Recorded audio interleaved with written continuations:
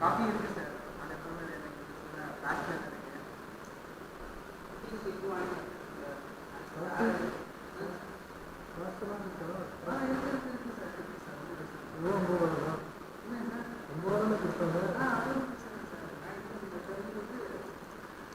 உங்களுக்கு தான் சார் நான் அமௌண்ட் தர முடியும். நீங்கள் கொடுத்துருங்க சார். கொண்டு அவங்க சார் சொல்லியிருக்காங்க.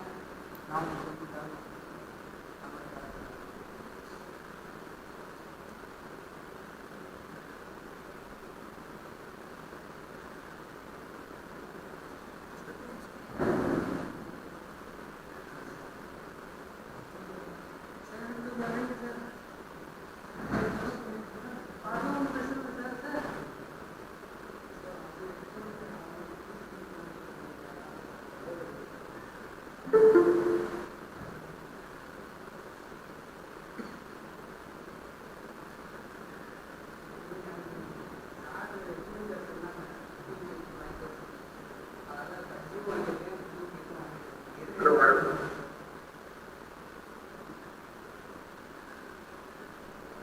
I hope I am audible.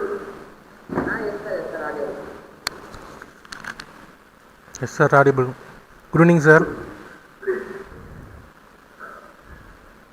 There's a small issue about power cuts are there. So, it should not be a problem. There is a backup. I should be joining.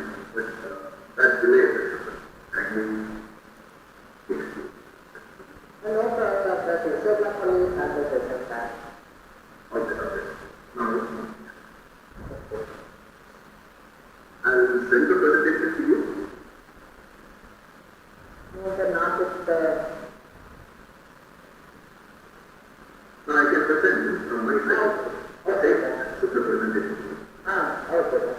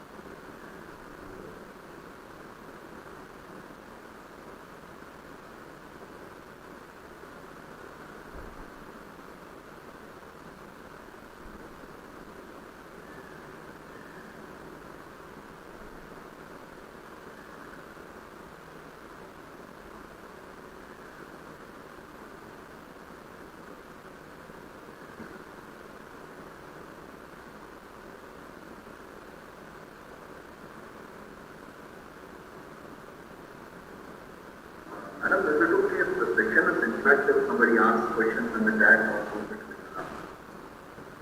Sir? Uh, Yes, sir.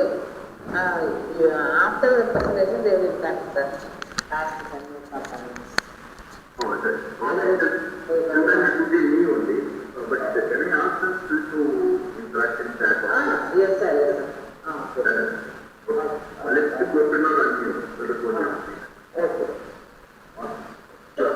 Okay, sir. I will receive the presentation, sir.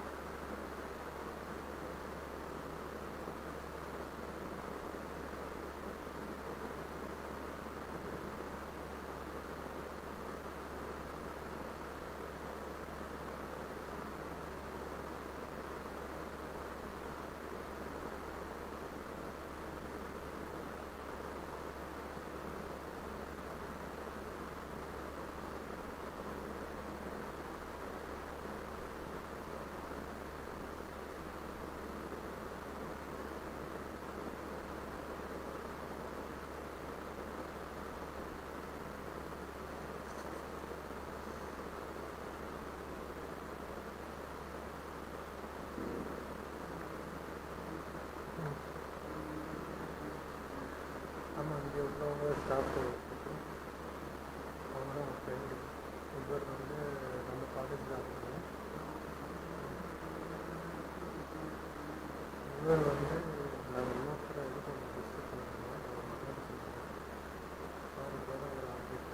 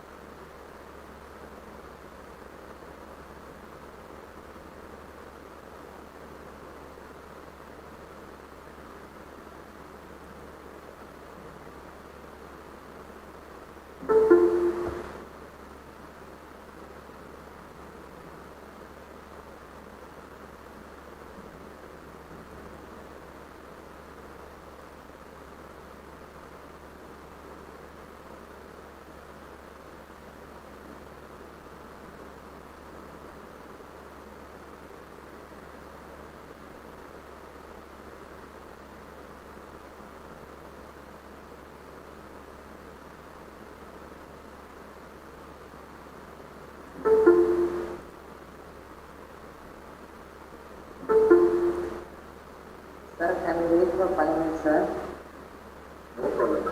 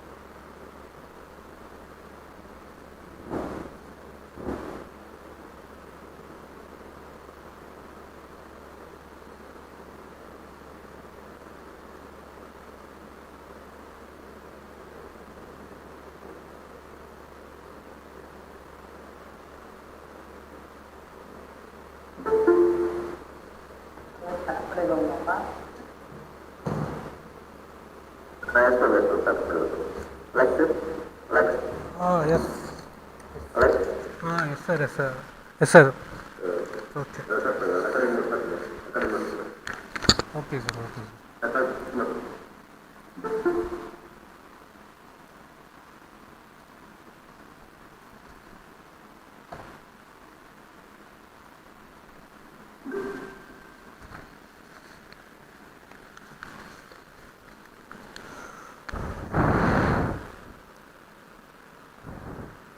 Good evening, everyone. We warmly welcome all participants to today AICTE-ATAL Online Faculty Development Program on Autonomous Mobility and Digital Infrastructure for Future Ready City. We are delighted to have you with us for this insightful learning experience. Now I call upon my colleague Dr. M. Nada, Associate Professor, to introduce our session 7 speaker, Mr. M.B. Balasubramanian sir. Madam, please.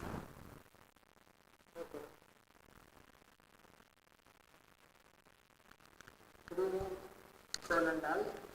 It is a great pleasure to introduce our research person, Mr. M.B. Balasubramanian.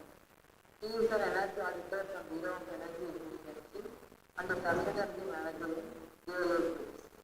He applied his CET degree in Electrical and Electronics Engineering from Amrita Institute of Technology, Coimbatore. He completed his CET in ME Energy Engineering from College of Engineering, Chennai. He has 15 years of overall experience. He has worked in Confederation of Indian Industry for 12 years and has conducted 150 energy audits in various industries. He has been leading Asia Pacific and India for reputed facility management companies.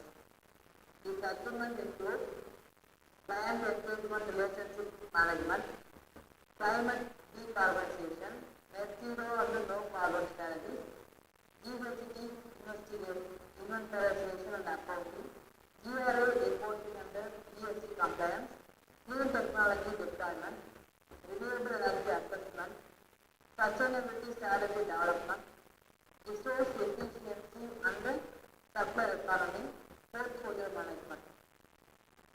He is highly experienced professional with extensive knowledge in energy conservation and sustainability.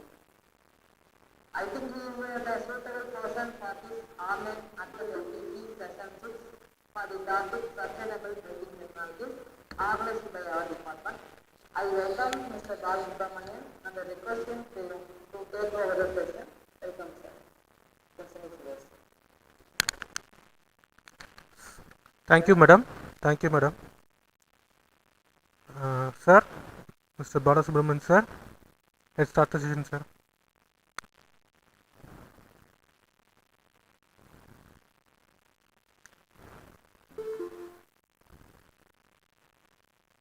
I think it's a network issue.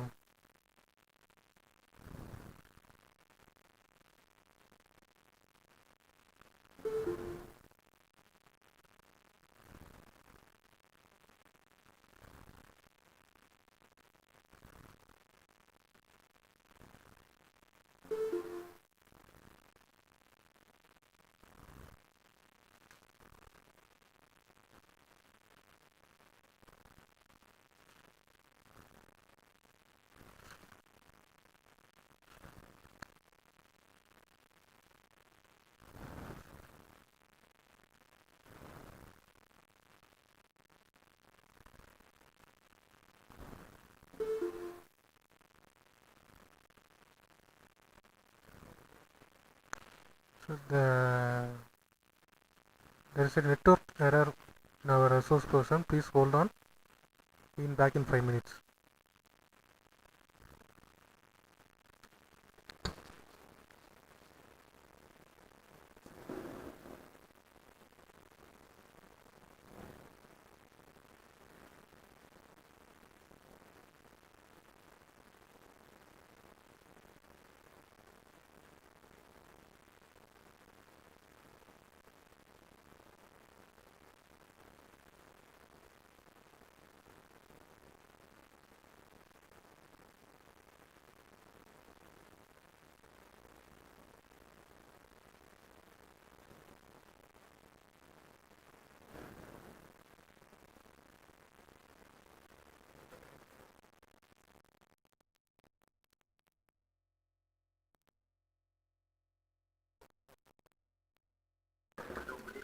I'm very sorry. It's okay, sir. It's okay, sir. Please carry on.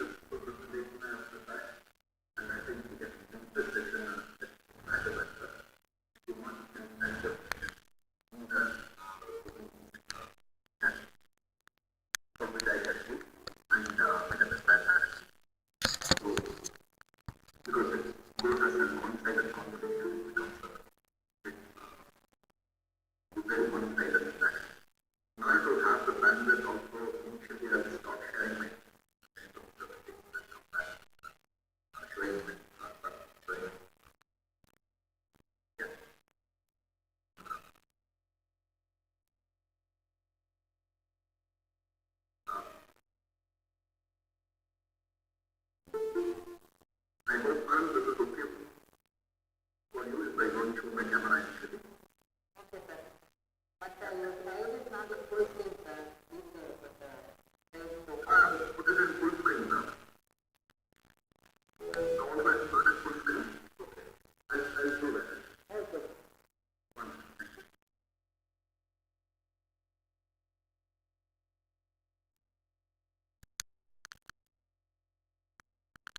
I hope now it is this.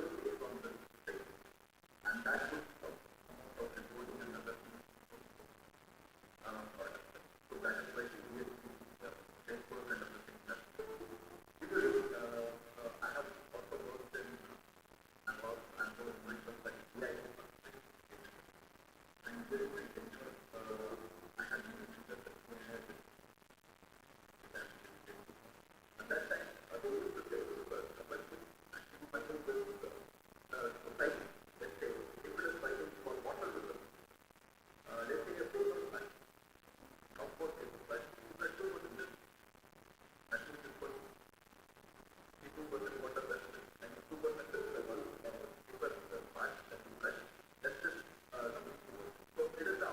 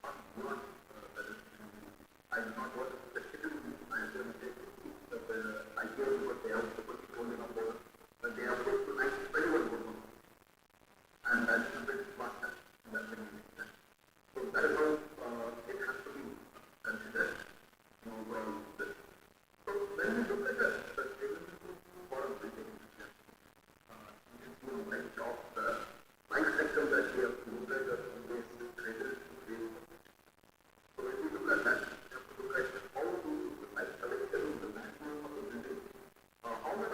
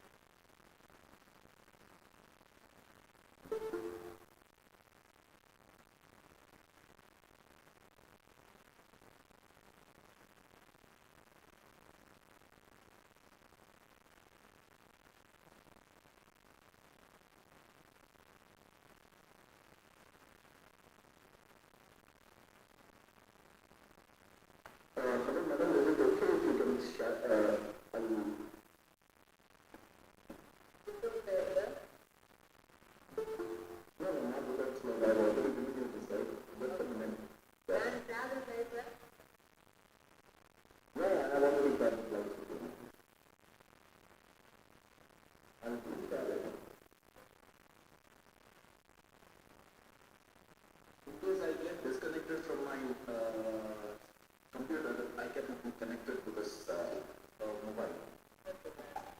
Usually this is not the situation I face. So now currently I am facing this issue.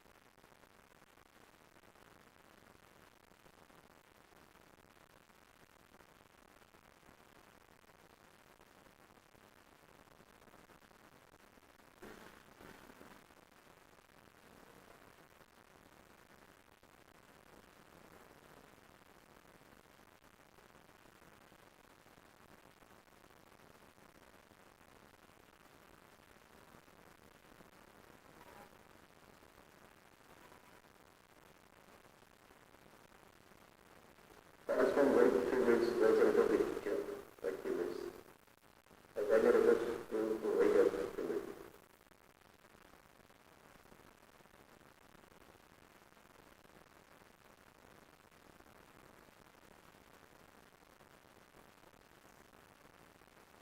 Sir, you are requesting me, sir?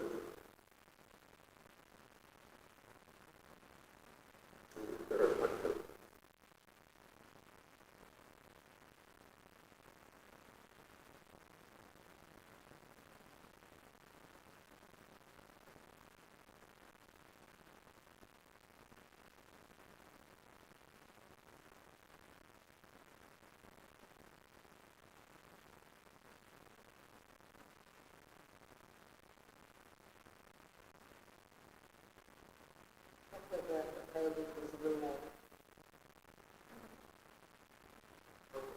So when we look at that, so what is the solution and finally we have to maintain the indoor environment quality looks at lesser from our side to the physics in the north part, especially to come. So when you look at the buildings that go wrong, the environment quality, the core environment quality is very much detrimental. So we will install pollen filters in the building in order to remove the 2.5 10 cases in the filters are there. And those filters actually reduce the pollution. So the objective is to, in both places, I would say in the northern belt, wherever the entirety of the northern belt, you can see there is a problem with pollution part, especially in the September, October months. And now in those ones it is because of course the stubble burning in the region has not yet been formed, to be honest. But what you say, the pollution actually affects you. And in some cases, if you see, they say the stubble burning I can control from my side, but what will I do of the stubble burning which is occurring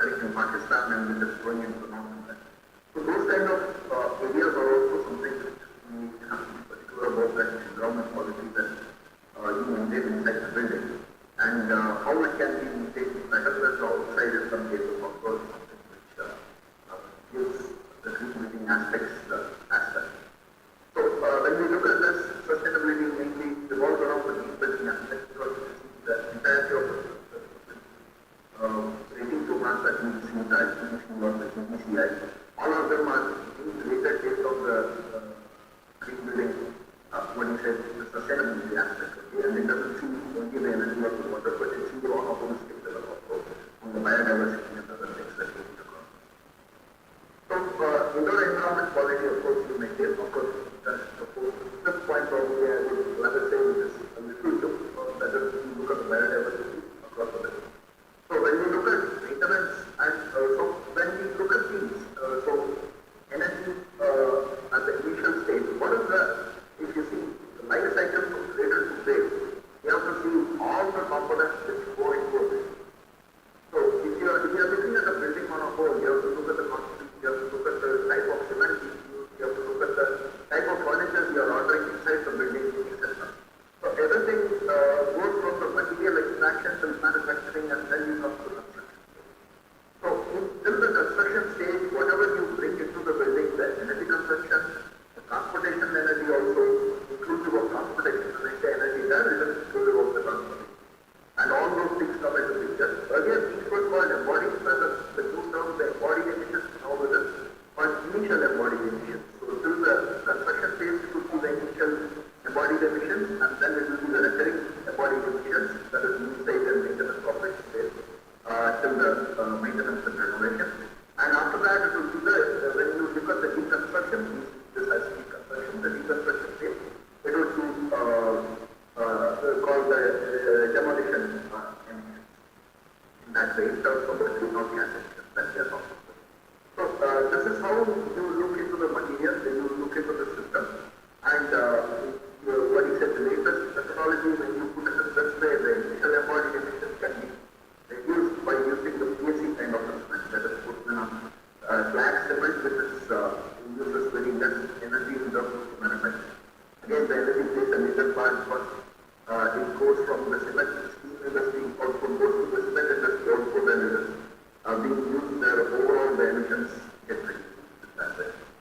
So, overall, the energy consumption of the steel is what he said, in the steel industry, the slag is a waste, and in the cement industry, it becomes a product. So, you have to give granulated as a waste. So, once the granulated slag is cement industry, then they utilize it.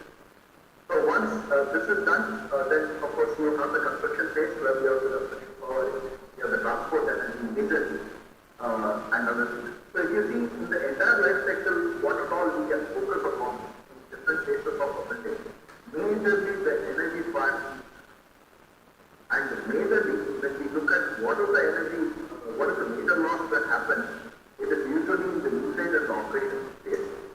That is more responsible for the GST.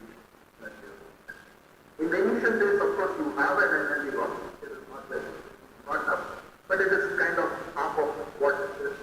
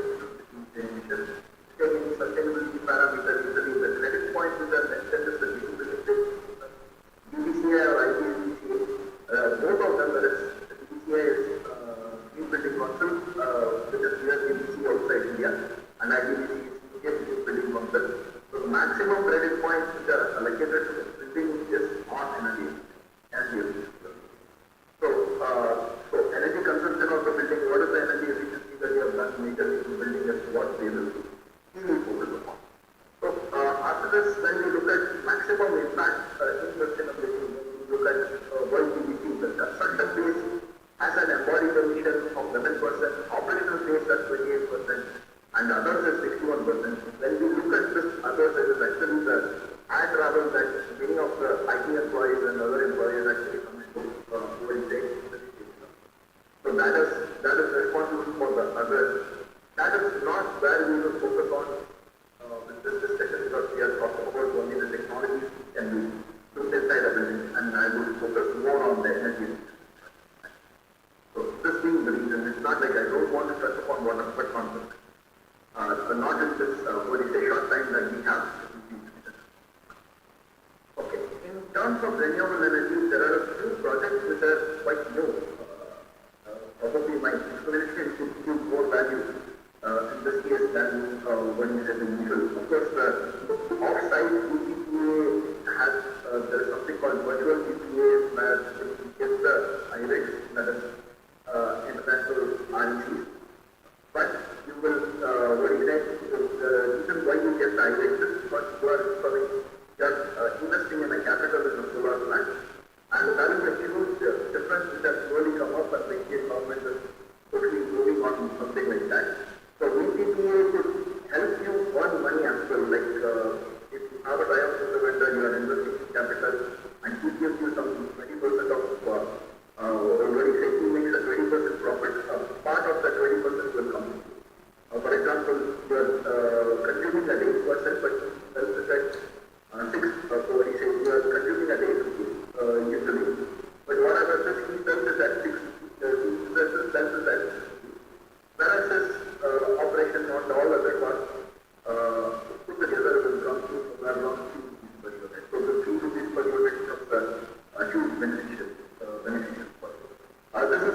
This is one of them. I would rather say this is a AIS or RC voltage Green Business Center. I think you would have heard this. This is also the place where I started my sustainability career. Earlier I was in an MSME and I did my tech. So over here you can see all these panels which are placed. They are called bifacial panels. You can see some of the parts of the roof over here is completely white in nature. The main reason for them being white in nature is because these are bifacial panels. When we say that bifacial, it is solar panels on both the sides, in the front and in the rear side. So in the rear side itself also you have the solar cells, and in the front also you have the solar cells. But once the sun directly falls, one is the sun directly falls to this, and the second is the sun actually falls on the surface behind, and it gets reflected, and this falls on the panel, the rear side also. Of course, this shadow, please don't go with this shadow, because the sun is on this side. That is why the shadow is here. But usually, let's say the sun is on the top, the shadow is very small, and you can get good amount of reflection, and with that also you can get a good generation. So in the front and the back, the efficiency of the cells are not the cells are not much different. And what happens because of this is you get 22% efficiency instead of a standard or 18% efficiency. Sorry, standard 18% efficiency of the solar cells. So you get somewhere around 22%, and 30% is more reflected. In the European countries, this has been more famous because the reflection from the snow is very good. We do not have snow at our places. So what here it was done is they had also painted the roof completely white. That is completely with solar high SRI effect. So because of the high SRI effect, you can see the white color. That is what I meant. So because of the high SRI effect, this was when you say they had a very good improvement in terms of the efficiency, and some of them also were piloted for trackers. Other advantage we can actually see over here in this system is there were solar panels placed vertically. So what is the idea of placing them vertically? Because they are bifacial panels. Now placing some of the panels vertically, you can see over here is placed vertically. Now these panels can generate even during the daytime, and even during the sunrise or the sunset. Of course, sunrise, it depends on the orientation of the building, how you see and all that.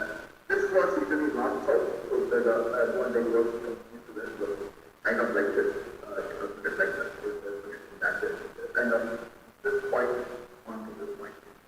So this building usually was the north-south orientation, I mean the building part. So that generated a lot of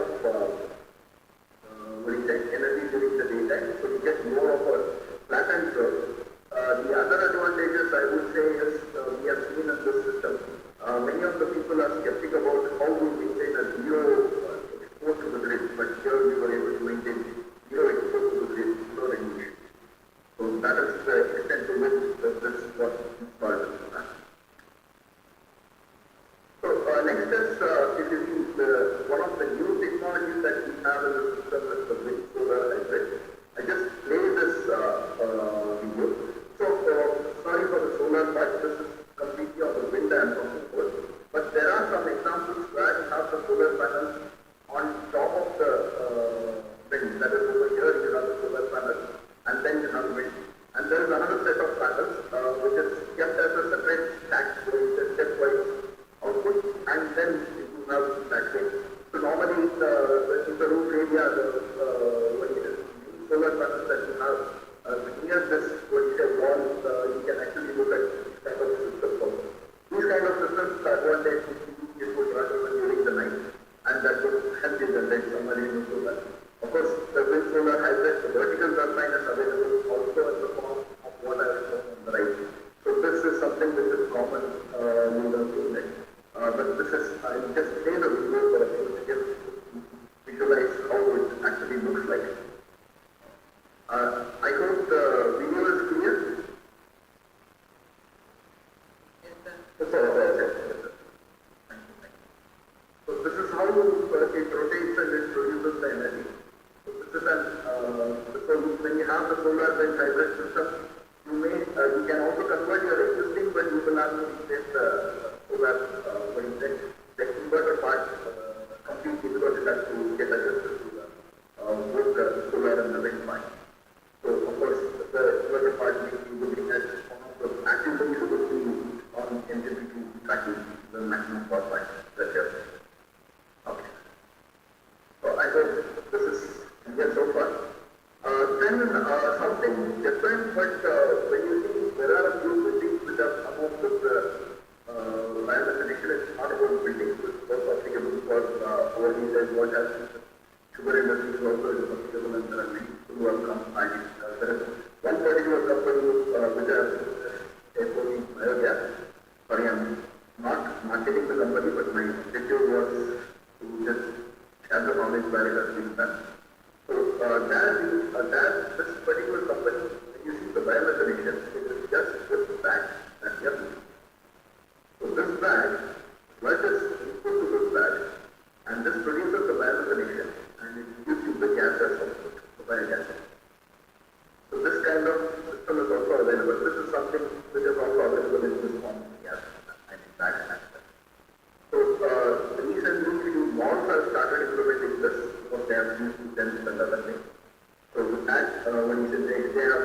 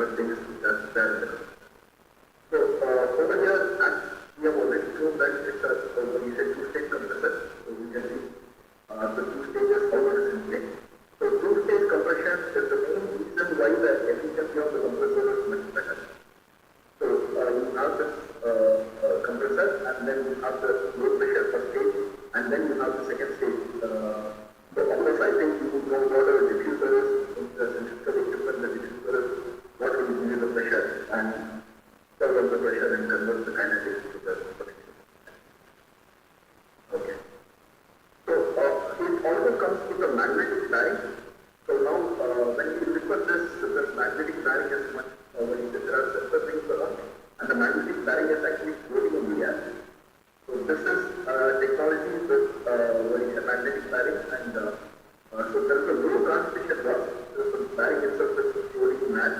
If there is a fault area, you have a UPS system connected, and there is some additional systems also which you can put, and there are additional magnets, a lot of safety can be taken care in this case. Okay. So what is the final impact that we get? Now, this compressor, when you look at, we are comparing with two compressors. When you look at the full capacity, the difference between centrifugal and screw in terms of the kilowatt per TR is not much significant in terms of the difference you can see there. So the difference is when it comes to the part load. Now, if this is a little astonishing number, it can be even 0.3 kilowatt per TR compared to 0.6 kilowatt per TR of the standard screw killer. So you can see, so 50% is not the main reason. In some cases, you can also look at designs for the compressor to operate somewhere between 50 to 75%, and this could also be a significant amount of energy saving. But the best cost effectiveness is something which you get only if you design the compressor twice the capacity, and it is an increment compressor to be installed with a design stage. Sometimes the existing compressor's replacement will be really challenging. Okay. So next, what kind of refrigerant should we move on to? So just to put it in this way, there are a few non-AICTE refrigerants that are put over here. We have marked them as non-AICTE. The main reason is they are being not approved by AICTE. In the sense, they have some safety issues. But if you see that these are approved by AICTE in terms of operating. So it's not like there is no safety issue, there is a good amount of safety points that we can actually overcome. So when we look at this, now these are the ones, can we refer to this part first? It is when you move from the fast to the ultra low EWP refrigerant, this is what we are looking at. And when we look at the fast refrigerant, this fast refrigerant is what is something which is from the yesteryear. And slowly these have become the transitional, and then it has gone to lower EWP. But what best that we are looking at is the ultra low EWP, which we have to look in terms of the current feature. So when we look at this, so you have the three ranges: low pressure, medium, and the high pressure. The low pressure gives you the maximum COP result, but that doesn't mean the other compressors are bad or other chillers are bad. It is about how you reach it. It is also about how much is the footprint that you need, and it is also about what is the capacity and other things that you have to design. So yesterday, for example, when we look at the low pressure compressor, R11, let us say, which is totally outdated, had a DWP of 4660.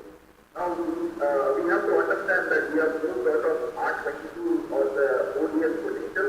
The ODS is something that you will be crossing up in the year of 2030. Already the productions are stopped. And so we have to replace end-of-life equipment with those equipment which are really moving on to the lower DWP. So now you can see what is the DWP of each of them. Yesterday, we were looking at 850 and 79. In terms of the low pressure system, but if you see on the newer system, there is only one EWP is 1 or 1.5, and these are the refrigerants that we are looking at. Of course, this number of 1.5 may slightly vary depending on which government is usually measuring it.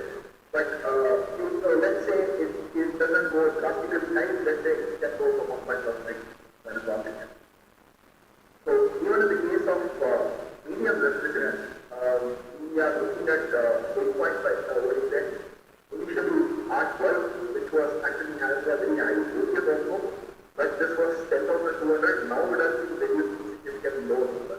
I think this could be somewhere around 1,200 or 300 in that way in terms of the These are the transitional refrigerants that we are using in medium pressure, but the latest ones, if you see next level, is and when we put this is the burning velocity, it is good in terms of refrigerant, but we have to be careful that it is flammable.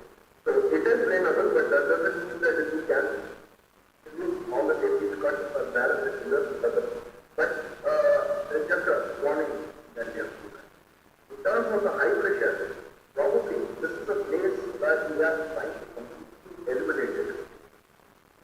This is actually given by one of the manufacturers. I don't want to name them at the moment, but so this is where we would like to, when you say eliminate the newer one and not use the high pressure refrigerant, rather we would be more suited to use the low pressure and the medium pressure. Because of the slight increase in CO2, I wouldn't say it's a drastic increase. In some cases, you can see the CO2 is, if you see the CO2 of this refrigerant, non-ASL, this R11 is 9.1, whereas the latest is slightly lower. Of course, it all depends on how you operate. You can operate the 9.1 refrigerant, what you say, COP machine very badly also. And it sometimes does not depend on the machine, it depends on the cooling plant. The cooling plant becomes very bad. So these are some of the aspects that we can look into. Okay. So again, with the same choice of refrigerant, I just wanted to show what the low pressure, what do I mean by that, the PSI ratios of the low pressures, and what are the offline certified emissions that the very Celsius ones, and the condensers which are very high, some are 136 degrees Celsius condensers. So up to this extent, so we have just put that in place. When you see the condensing temperature that which are 36, the evaporation is 5.5, and let's say the offline there is intermediate would be somewhere around 24 degrees.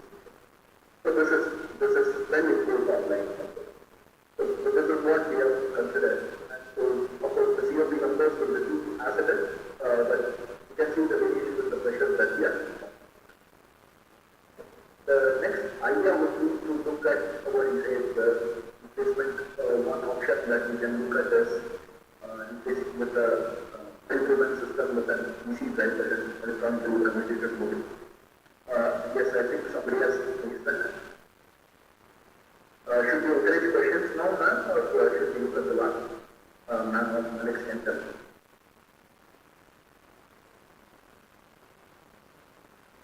Okay, I think we can get back. I'm not specifically able to see the participants who are saying that.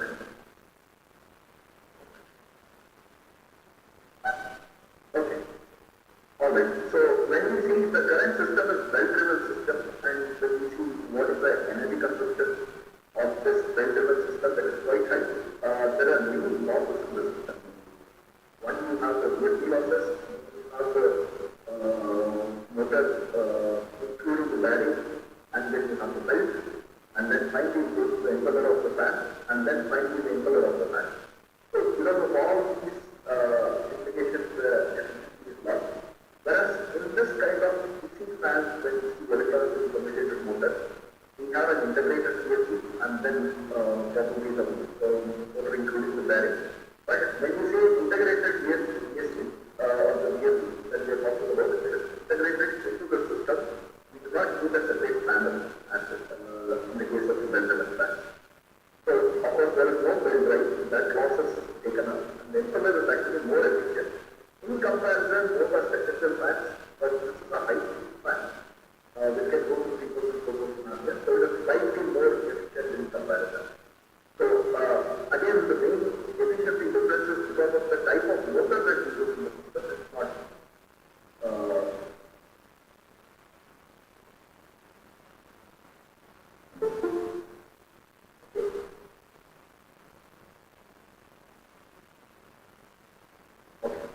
So it's not the type of the motor that actually uses in the system. Sorry for that. So usually I would say belt-driven fan is price it is 10 to 15% more efficient, but if you see in terms of the energy use that we get about 40% in terms of saving cost. Of course, it depends on the belt-driven fan and other things. So these are some examples. Of course, somebody has done with a motor like this, and this can be also integrated. So you can see in the second case, you have two fans instead of one.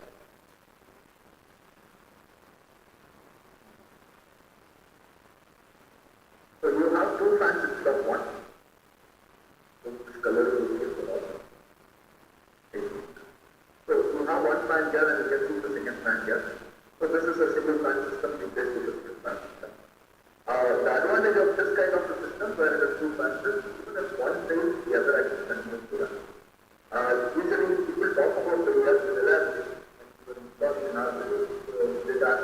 the person to go with find out what is the maintenance aspect that they are looking at. But when you found out it was actually for 5 years, there was no maintenance, 10 years, no maintenance. Some cases even 15 years, no maintenance, also something to be aware of. The second option is to look at completely as a main axial type fan. The biggest advantage of this fan when you look at the main axial type fan is the efficiency of these fans in particular is much better. In terms of numbers, if you want me to put a normal design of a well-driven fan is, let's say, will be around 27%. But not the fan alone, also the driven equipment that you have to look at. So overall efficiency, I would put it at 25%. It would be shocking looking at 25%. Of course, if you design with ISO, ISO, and others, it would improve the efficiency significantly. That is when I say I find with the motor. Yes, Mr. Ayup, you can. If you want to speak, if it is okay, ma'am, you can speak. Mr.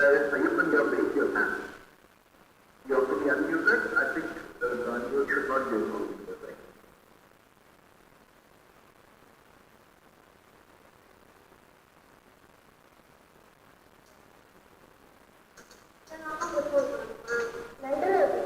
Hello, Mr. Ayup.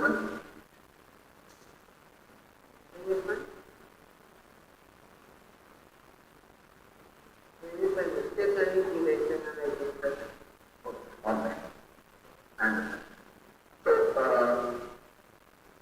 So these fans are axial fans.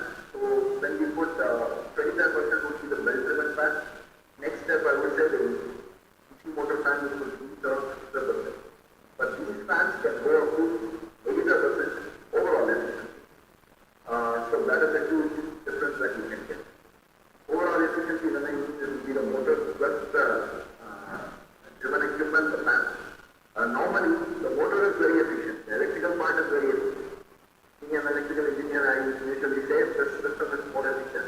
You have to look at what the fan is. But the fan operation and the fan which is used, mechanical part is usually not that very efficient in some of the cases. It would be a little less efficient, but 85% is still a very good efficiency that you can try for a low speed fan. If you see examples of these, sometimes you can see the examples of, like you see the example of this in another industry. Usually the textile industry uses the axial fan, the latest one. The older ones, I think, would be still centrifugal, but when they use the axial fan, that is one of the places where you get this input as well. And even the latest power plants and others are also using axial fans. Of course, places I think primary fan is usually the secondary fan is usually the axial fan. So these are some of the other technologies that you can look at. This is something like a light pipe. This is excellent in the design situation of placement and other parking situations that you are looking at. So the advantage is this is a light pipe where you have light coming in. Due to internal reflection, it completely reflects and it goes right to the existing area. So usually a top floor is very good. Warehouses are excellent for this kind of an idea, especially those with the roofs where you get asbestos or the roofs on the top. So those roofs are actually good. So when it gets internal, it can also be bent like this and given into the building to give light from the side. So these are so this is the dome on the top from where the sunlight is being received. So this can avoid your daytime lighting. I would put it in that way. There are many examples of these daytime lighting. So next is this is an operational improvement in an existing system. We are looking at an air cool chiller, and in the air cool chiller, these pads are put for area that is cooling. Water is trickled down from the top, and when the air enters, it cools the air and gives it to the cooling system. So which reduces the energy consumption of these air cool chillers. Sometimes it is as good as the water cool chillers. Some cases it's more than the water, better than the water cool chillers. Main reason is the ventilation of the system. But it is always recommended that it is completely enclosed like this.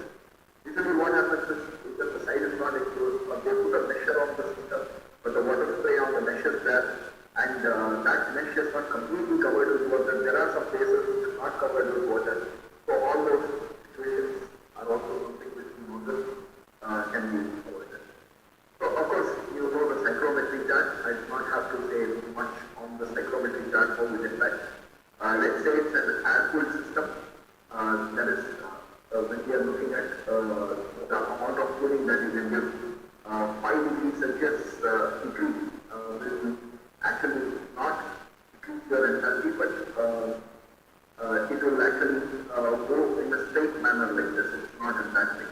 So when you have this adiabatic cooling, when you say the cooling that you get, of course, I'm sorry, it goes in this way only because this is the RH graph. So as the RH increases, this graph also increases in this way, and it reaches a particular low temperature. Because of this low temperature, if you see a normal system with little evaporative cooling, you can actually get some 5 degrees Celsius, but you can go as low as 19 or 20 cases where it is low and dry climate. Rajasthan will always be a dry climate where you can reach that time. Okay. So basic comparison, water-cooled system, air-cooled and air-cooled with bottling system. When you see, in one of the situations, what is it, the cooling media temperature that they are looking at is 32 and the wet bulb temperature is 28 degrees Celsius. So in this case, what is it, cooling media out is at 7.8, this is from the chiller side. Okay. So it is at 45 degrees Celsius when you see the air-cooled system. But when you install this, this is, this is on the, so refrigerant saturation temperature you can compare with. It ranges from 38 to 32 degrees Celsius in this particular case. So this 4 degrees Celsius results in somewhere around 16 to 17 degrees Celsius, when you say somewhere around 20% of, 15 to 20% of energy efficiency. Okay. So the next technology I would like to talk about is the automatic fuel cleaning system, and when show a small video, I think it will be very clear with all the. In case you are not able to hear the audio, please tell me. The balls start out as a collector that's connected to your heat exchanger or condenser through the system's main line. A window in the collector allows you to easily monitor the condition and amount of balls. The AICTE-ATAL includes a PLC control pump, which forces water through the pipe and into the collector, where the system periodically injects all of the balls into the inlet pipe at the same time. Then, normal system water flow carries the balls through the inlet pipe and into the main line. The balls go from the main line to the heat exchanger, where they are randomly distributed across the condenser tube. The balls flow through the tube at normal system flow velocity, and as the water pushes the balls through the pipe, they clean off residue, deposit, and fill them before it has a chance to take hold. Okay, so this is an example of the automatic fuel cleaning system which can be also implemented. This does not, many people that use this, they think that this is a total substitution of existing system, and it can completely eliminate any maintenance that you want to do. No, it will not. It will actually only postpone your maintenance. It will not completely eliminate. There are cases where the condenser is not clean enough and the ball goes get through that. So it is also recommended that before you install the system, you ensure the condenser is.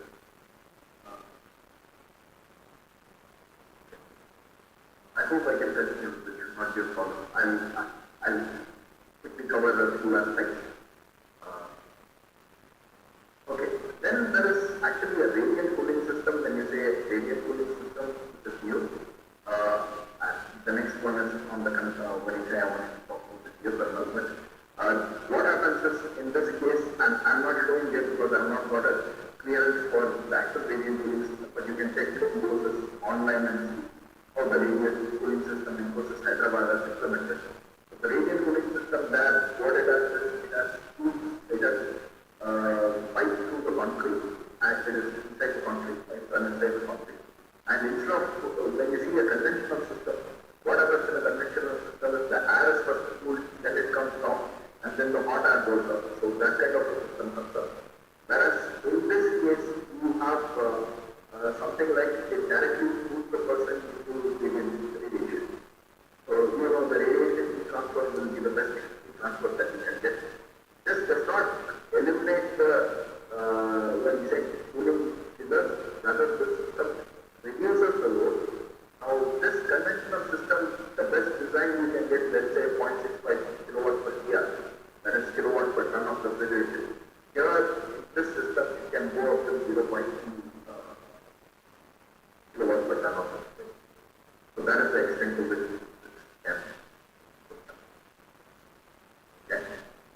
Then, of course, you have the conventional cooling system and you have the water cooled system, which gives you a wet bulb temperature which varies over a season.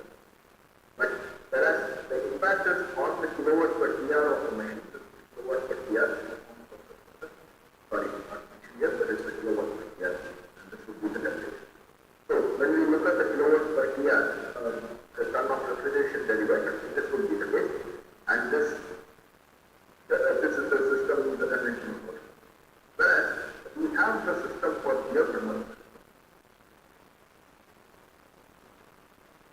Okay. I'm sorry, just short.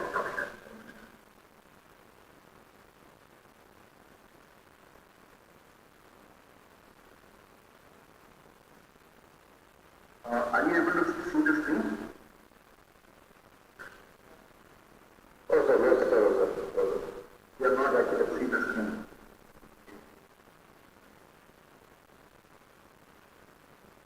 Is it clear now? So, in terms of the geothermal system, what happens? So, you have pipes which goes into the system and it goes inside, and due to which it gets cooled. So, this water which we are putting in a water cooled chiller gets cooled by putting the system inside the ground. So, normally the assumption is when you go down the ground, the temperature should actually increase. But in this case, the temperature does not increase to a certain extent when you go down the ground or below the ground. So when you go below the ground, the geothermal temperature does not increase, but then increases to a certain extent and then it starts increasing. So that is where we take the advantage. This is something I have heard, I have not seen the system you have done for ISD also. So ISD Mohali has implemented this geothermal. And when you compare the kilowatt per TR that you get from a conventional system, it's just, but when you look at a geothermal plus what cooling tower is instrument, so cooling tower plus geothermal system, let's say it will give you a standard kilowatt per TR for the entire period of time. Okay, these are some of the technologies I wanted to discuss. I'm on the end of the presentation. I hope it is on time. If there are any questions, I will be happy to take them.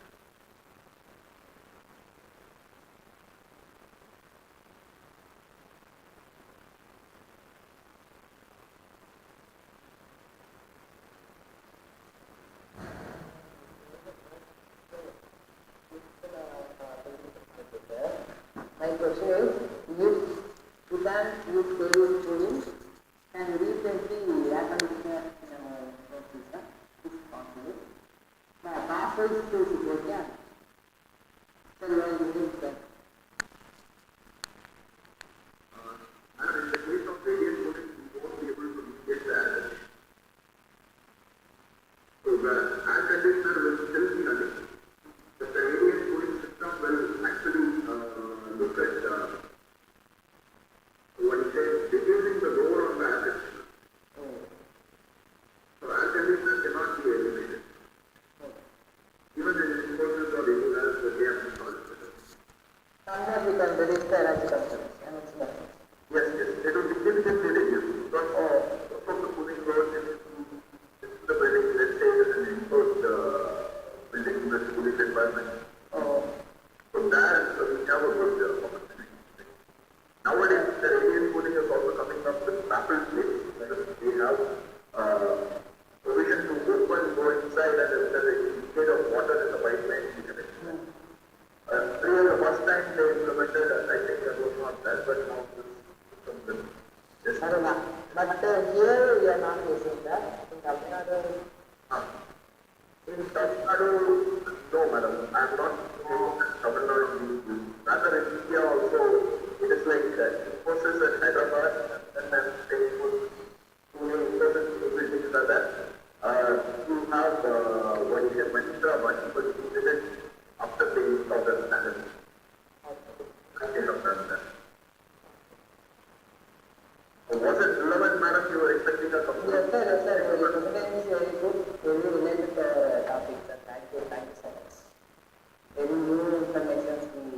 plan of your presentation. Thank you.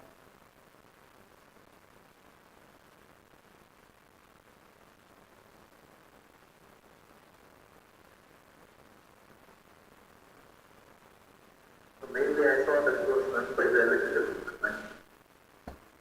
Somebody had it in their hand. So I thought sometimes the expectation from the energy efficiency is the electrical department is completely responsible for energy efficiency even in the plant, even building things like that. So when it comes to that level, suddenly you realize that it's not the electrical equipment, it's the equipment that is driving the plant. That makes it like different sometimes.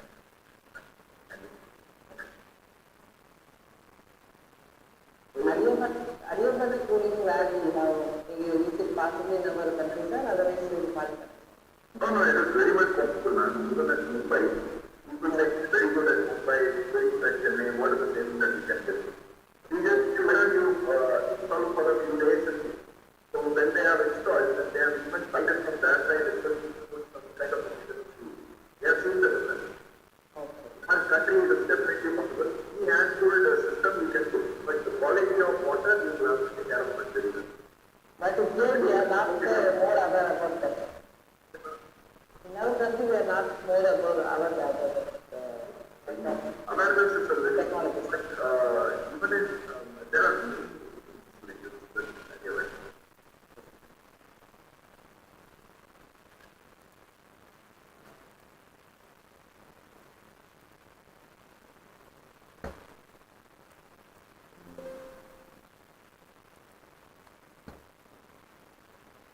Okay. There are no more further questions. I think is that okay now? Alex? Alex? That's my message. You will read that from English? Participants, feedback from anybody, please.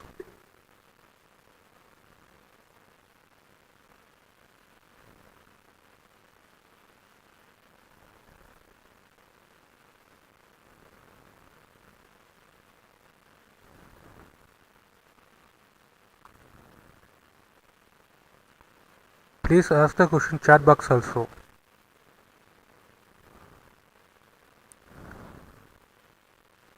If you have a network problem, please ask this question in your chat box.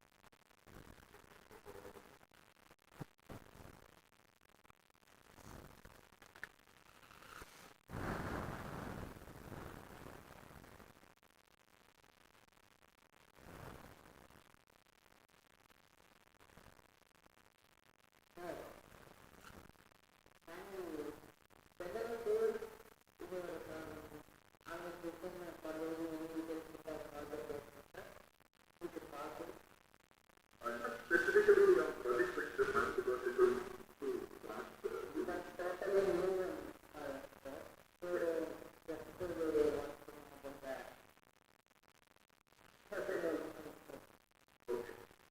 in this case, ma'am, I could say that you can actually put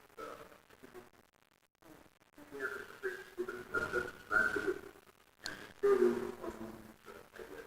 Even if you do it, so to give you an idea. So nowadays, we can pick up the interested students. We can look at interested specifically. If you want to see this better, there is a scale of facilities. Any of the other scale of facilities also, you can do. For example, you can some of the technologies which are implemented by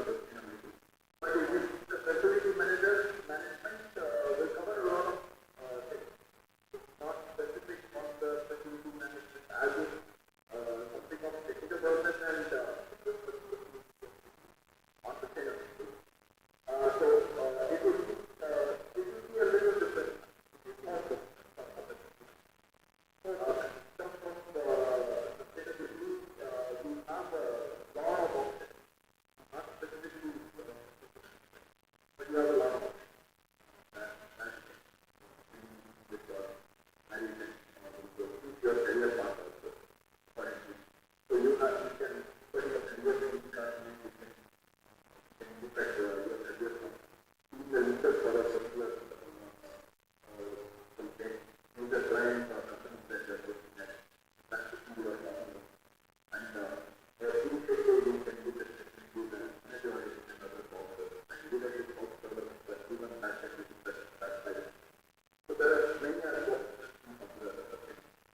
sorry, I took much of the facility management side.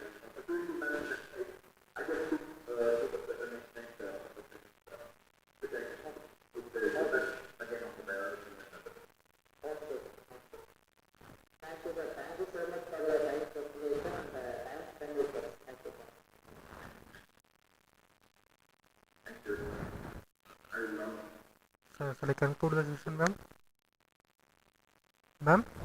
Okay, sir. Okay. So, this session focused on innovative and sustainable building technology aimed at enhancing energy efficiency in modern infrastructure.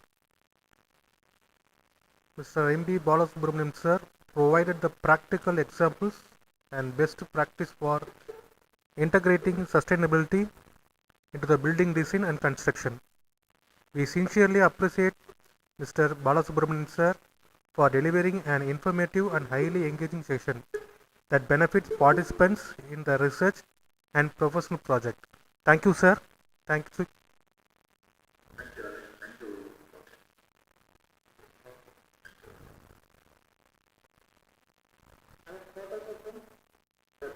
Sir,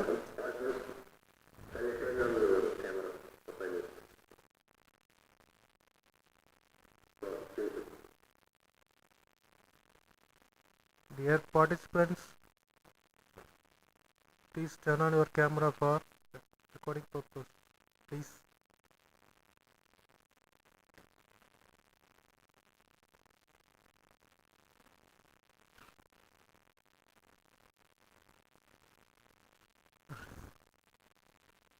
I think most of the participants will turn your camera.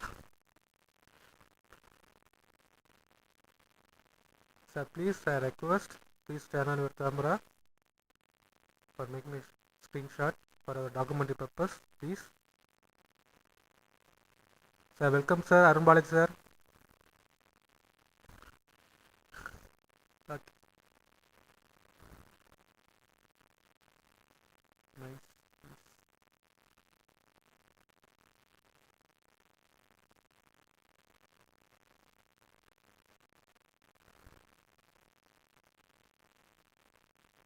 Sendil, sir, are in black background, sir. Your face not visible. Sendil Nandan, sir.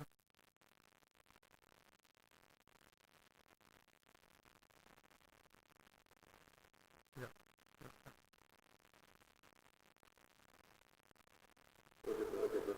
Okay. Thank you, participants. Thank you very much.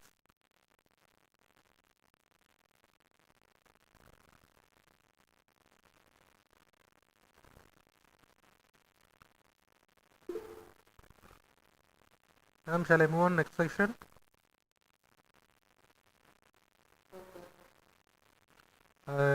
Participants need some break, 5 minutes.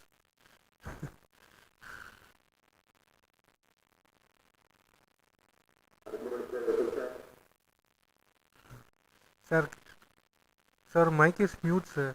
Mute condition. Okay, sir. Okay.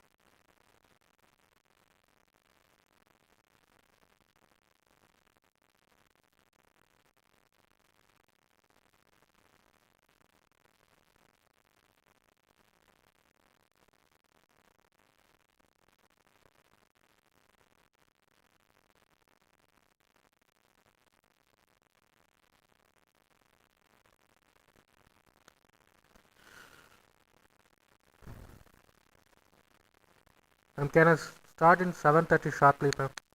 It's okay? Okay.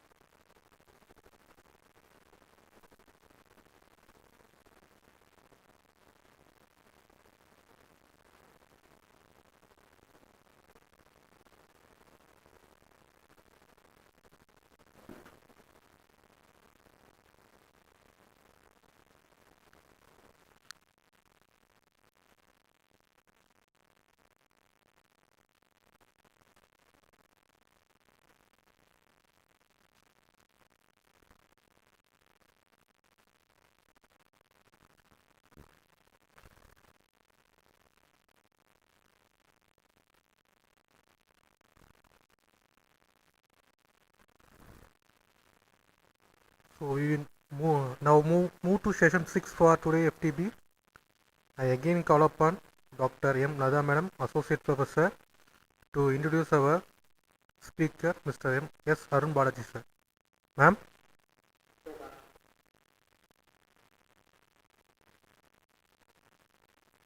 Good evening, sir and all. It is my great pleasure to introduce today's second person, research person, Mr. M. Arun Balaji. He is currently working as lecturer in Ministry of Technology, Malala, Sultanate Government from October 2013 till date. He completed his UG degree in Annava University in 2003 and completed his PhD in Kajagoda University, Chennai in 2008.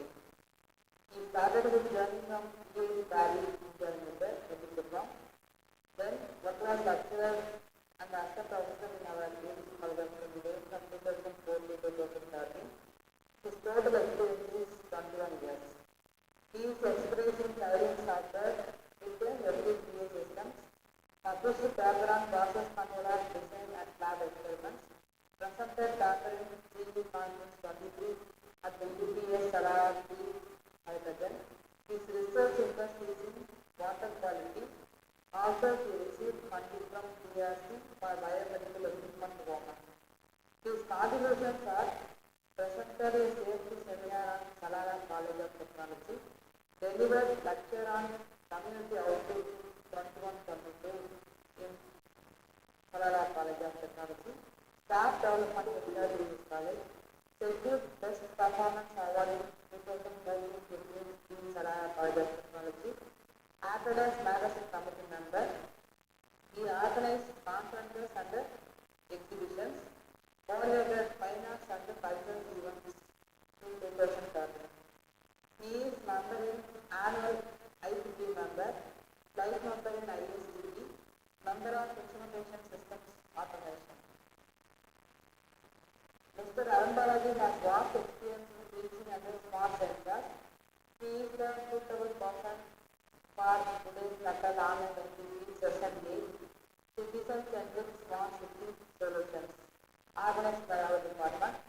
Welcome, Mr. Arambalaji sir, and request him to take the welcome sir.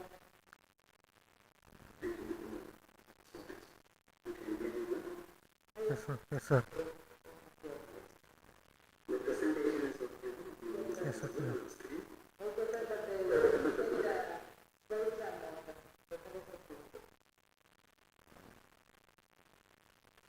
Still now in not in presentation mode, sir.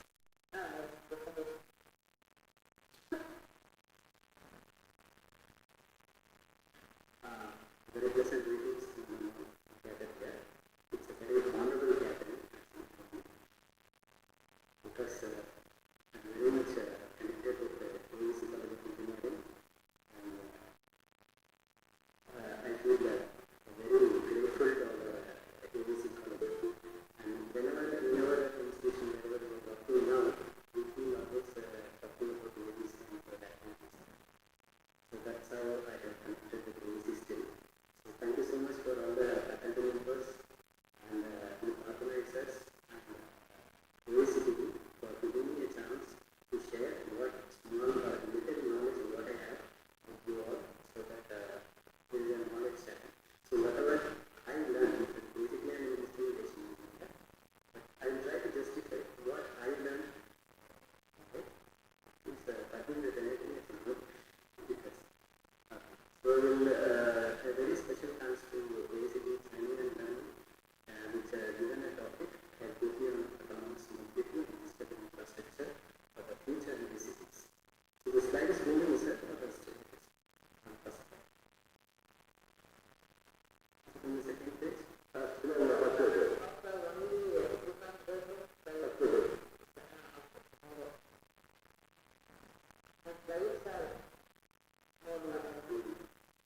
Yes, sir.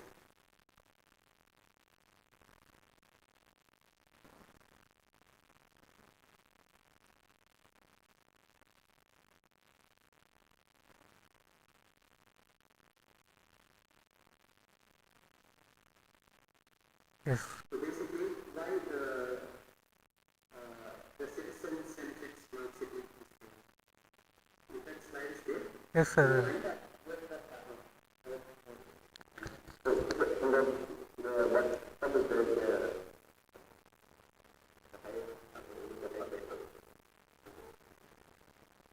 So as we move deeper into the 21st century, urbanization is accelerating at an unprecedented pace.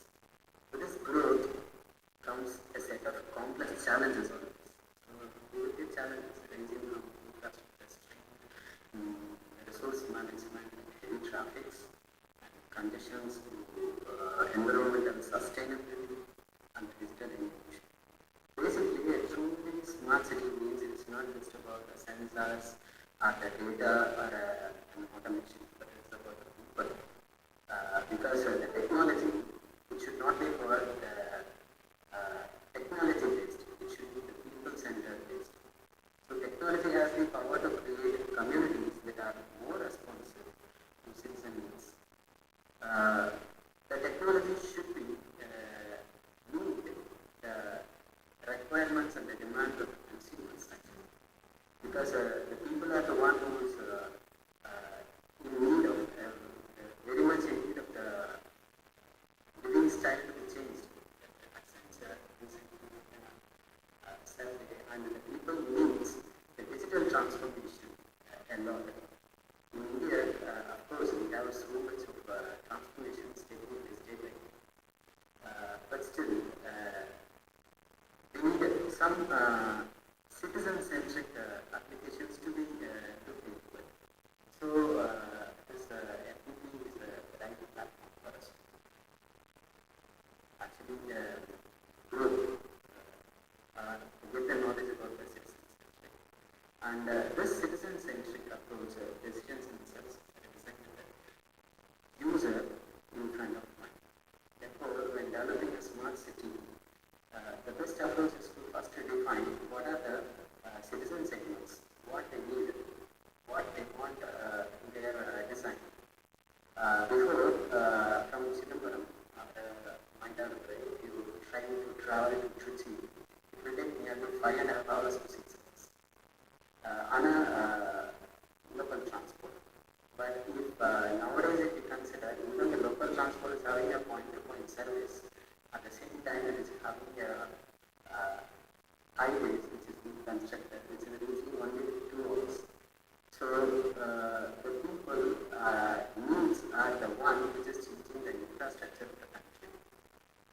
So the first starting point of the smart city development must start from the citizen requirements. That's why this citizen-centric smart city is actually helping us to create a blueprint that centers the people on their needs, their rights, and their preferences, rather than the technology for the technology's sake. Nowadays, if you see, there are so many refrigerators are there, smart screen refrigerators are there. They have fixed a smart screen on the refrigerator so that on the screen itself you can see the tabs which is having so many options. When you open the door, when the ice is getting freezed, when the water is being ready for ice cream. So all these informations are on the display on the smart screen so that the people can know to open often. But they can make it much simpler, like only fixing an alarm instead of fixing a smart screen. They can fix an alarm for incident. Itself is also a good option reducing the cost. So technology for technology's sake should not overrule the citizen rights or citizen needs. That is the base for this citizen-centric smart city. Basically, a strong governance must be there to improve the public services, reduce the inequality. Very important thing is the inequality. So if you see there, the physically challenged people are they able to have their mobility indoor or outdoor by themselves? Means it is not possible in our country or anywhere unless it is a citizen-centric approach. So these things are considered in our mind so that the smart city is not simply a city, it is for the people and it is about the people's needs. And the smart city, if you see, there are many categories which is touching the people day-to-day activities, which is the healthcare industry, the transportation, and the mobility, the living and the infrastructure. As far as I told you reach the places very easy nowadays, very little. And there is smart grid options are there, smart metering, smart energy meters are there. So that energy monitoring, as well as nowadays people are going for the subsidies for fixing their solar panels or hybrid technology along the wind, etc. So that they can harvest the energy on their houses. But it is a geographical based. And the smart buildings, if you see the smart building, what way a building can be, the previous speakers may touch these points about the infrastructure, smart home and the smart building. The smart traffic, if you see the signals before, you have to wait until the count, example 120 seconds for a signal means until 120 seconds finish, all the people have to wait even the roads are empty. But nowadays they make it as a closed loop system. Instead of open loop system, they make it as a closed loop system by fixing a sensor as a camera. So this will check the silhouette images of the roads, and it is counting the vehicles, and accordingly it will transfer the image into the count and the count into the seconds. And then it reduces to 0 and make it as a closed loop. If the road is empty, put off red and give it to a green signal for the other road. So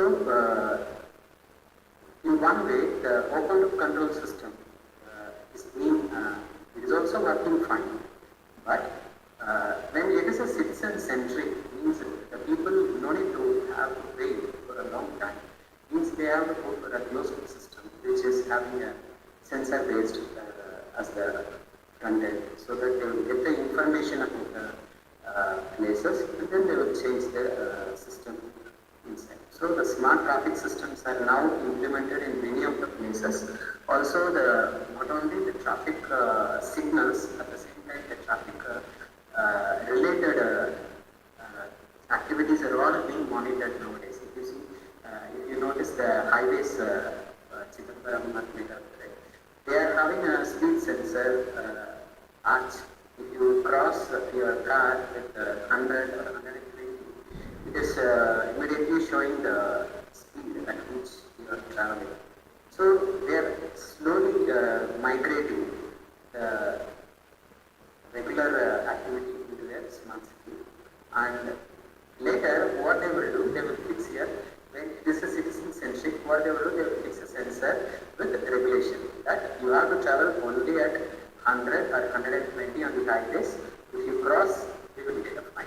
So it is a migration, at the same time it is for us safety. So they will get a feedback. Usually many people will say no, but which is safe, that is concerned. That will be considered. So smart traffic systems are all nowadays advanced in many places. In India they are also implementing. And parking system, if you see, the parking systems are all highly advantageous. Nowadays many good parking systems are available, automated parking systems are available in many places. So in that way, smart city should not be a simple smart city with the buildings and automations. It should consider the citizen needs. That's why we have to focus on this. And what are the 5 key elements for this? It's, the data and the interconnectivity. You see, the infrastructure. First, the point is about the infrastructure. We have to consider the infrastructure as well as the connectivity, the data and the interconnectivity between them, and at the same time the governance and the citizen engagement. Citizen engagement is the main element which is transforming the smart city into a citizen-centric smart city. That is the point there. And nowadays the mobility and the transportations are also migrating into the smart information. At the same time, the environmental considerations also being considered. Like flood warning, tsunami warning, all these are being monitored. The main challenges that urban areas are facing today are the congestion, the aging infrastructure, inequitable access to services, because it is not equal for everyone, climate risk, and the constrained municipal budgets. So the budgets is a big issue where all these factors are being still on a fast mode. So we will see how to address those things. We will see also. And the smart city technologies offer potential solutions, but it is failed to deliver the meaningful public benefit.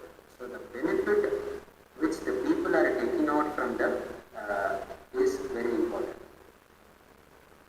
Here, I will, since I belong to this university here in Muscat, Oman is about Oman means it's a Muscat city. So here it's a kingdom based. So Sultan Hatem city is being planned, and it is the first phase of it is going to complete by 2030. And this initiative is being launched by the Ministry of Transport. The purpose is the citizens' quality of life should be improved. So the city name is Sultan City, which is having a complete citizen-centric smart city, which is being connected because they are providing free Wi-Fi, free access, public Wi-Fi for the citizens here. At the same time, there is only inside the smart city. They can access local transport if they want to travel, and local transport. Free Wi-Fi is being available. At the same time, in every bus stops, they can check where the bus is coming now, what's the current position of the bus. The bus tracking system is there, and they are slowly developing. And if any people has been walking on the road, it is a motion activated lighting systems are there, so that they can save the energy. And for energy harvesting also, what they are doing, 30% of the electricity in the smart city is to be supplied only by renewable energy based. So that is the target. The first phase of these plans are about this, and it is going to be completed by 2030. And this urban living with smart city conditions, it is being launched actually by overall to be involved. Actually, we have to see which ministry will take care of this. It's about the Ministry of Transport, Ministry of Communication, and the Information Technology.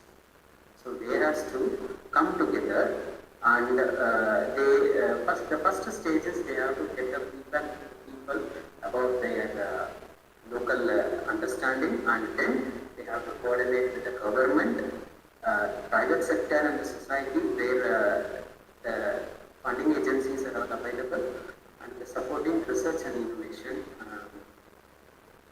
in the universities. So the teacher plays a major role in doing small projects for our students, so that they can very easily understand the technology that we are expecting them to learn. And this initiative is not simply building the cities, but crafting the intelligent, and with the help of actually nowadays you see AI everywhere.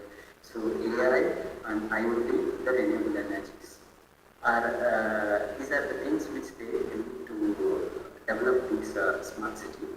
And for what purpose? If you see, a sustainable city which data and the digital services involved that every resident is right. So actually the people, as I told before, the AICTE conducted some survey, and I studied online when I was preparing. The AICTE was conducting a survey to nearly some people, and they give a comment that we need the digital transformation in all aspects.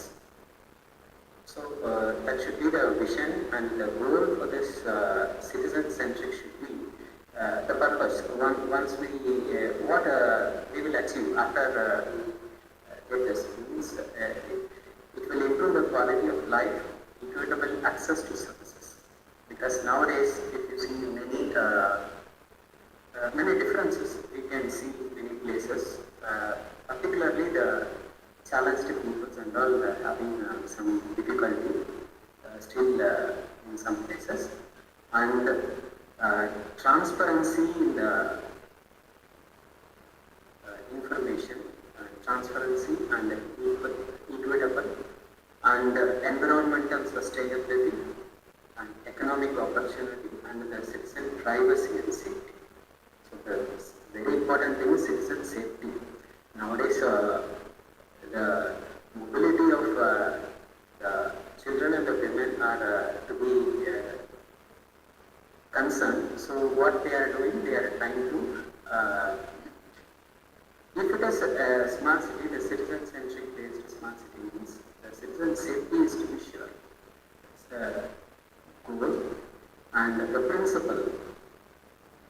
citizen-centric principle will help us. Means start from citizen problems and diverse communities. Continuously it will make the system to participate, transparency and open APIs, modular components avoid vendor lock-in, and it will have so many options which will minimize the anonymize, enforce purpose limits. The anonymize and the differential things will help us to manipulate the data and actually for the security purpose they can do that. And basically what should be the architecture for this kind of measurement system is any measurement system, basically a sensor should be there, after that a variable conversion should be there, after that it should be a signal conditioning circuit, after that it's a signal transmission, and this signal transmission it could be either through the connectors or a cable or through a wireless system. So that is this edge layer. In this architecture, the first one is the edge layer, which is having the sensors, database and the local controls. So here comes the sensors which the people need. Example, a child is traveling, a minor children is trying to travel. Means he is allowed to travel because this smart city will help us to monitor completely the tracking of the mobility for a child traveling from one place to other place. Because it's completely monitored. Nowadays, even if you see in many private buses we are traveling, already we are starting with this option. They send the link, you can track where the bus is going. Like that, we have given an option.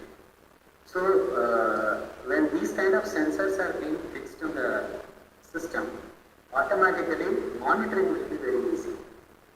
Nowadays, the data sharing is very comfortable for us to share the information from one system to other system at very high speed also. So for that only here the connectivity layers, if you see 5G, nowadays 5G, LTE, ZLR. ZLR is actually the XLR connectivity, which is having the external line return and the communication people will know better than you.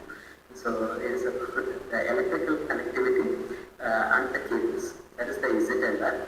And the LoRaWAN is the one which is LoRa network, which is high speed also, which can encode the information in the radio waves. And the NB IoT is the one which is IoT Internet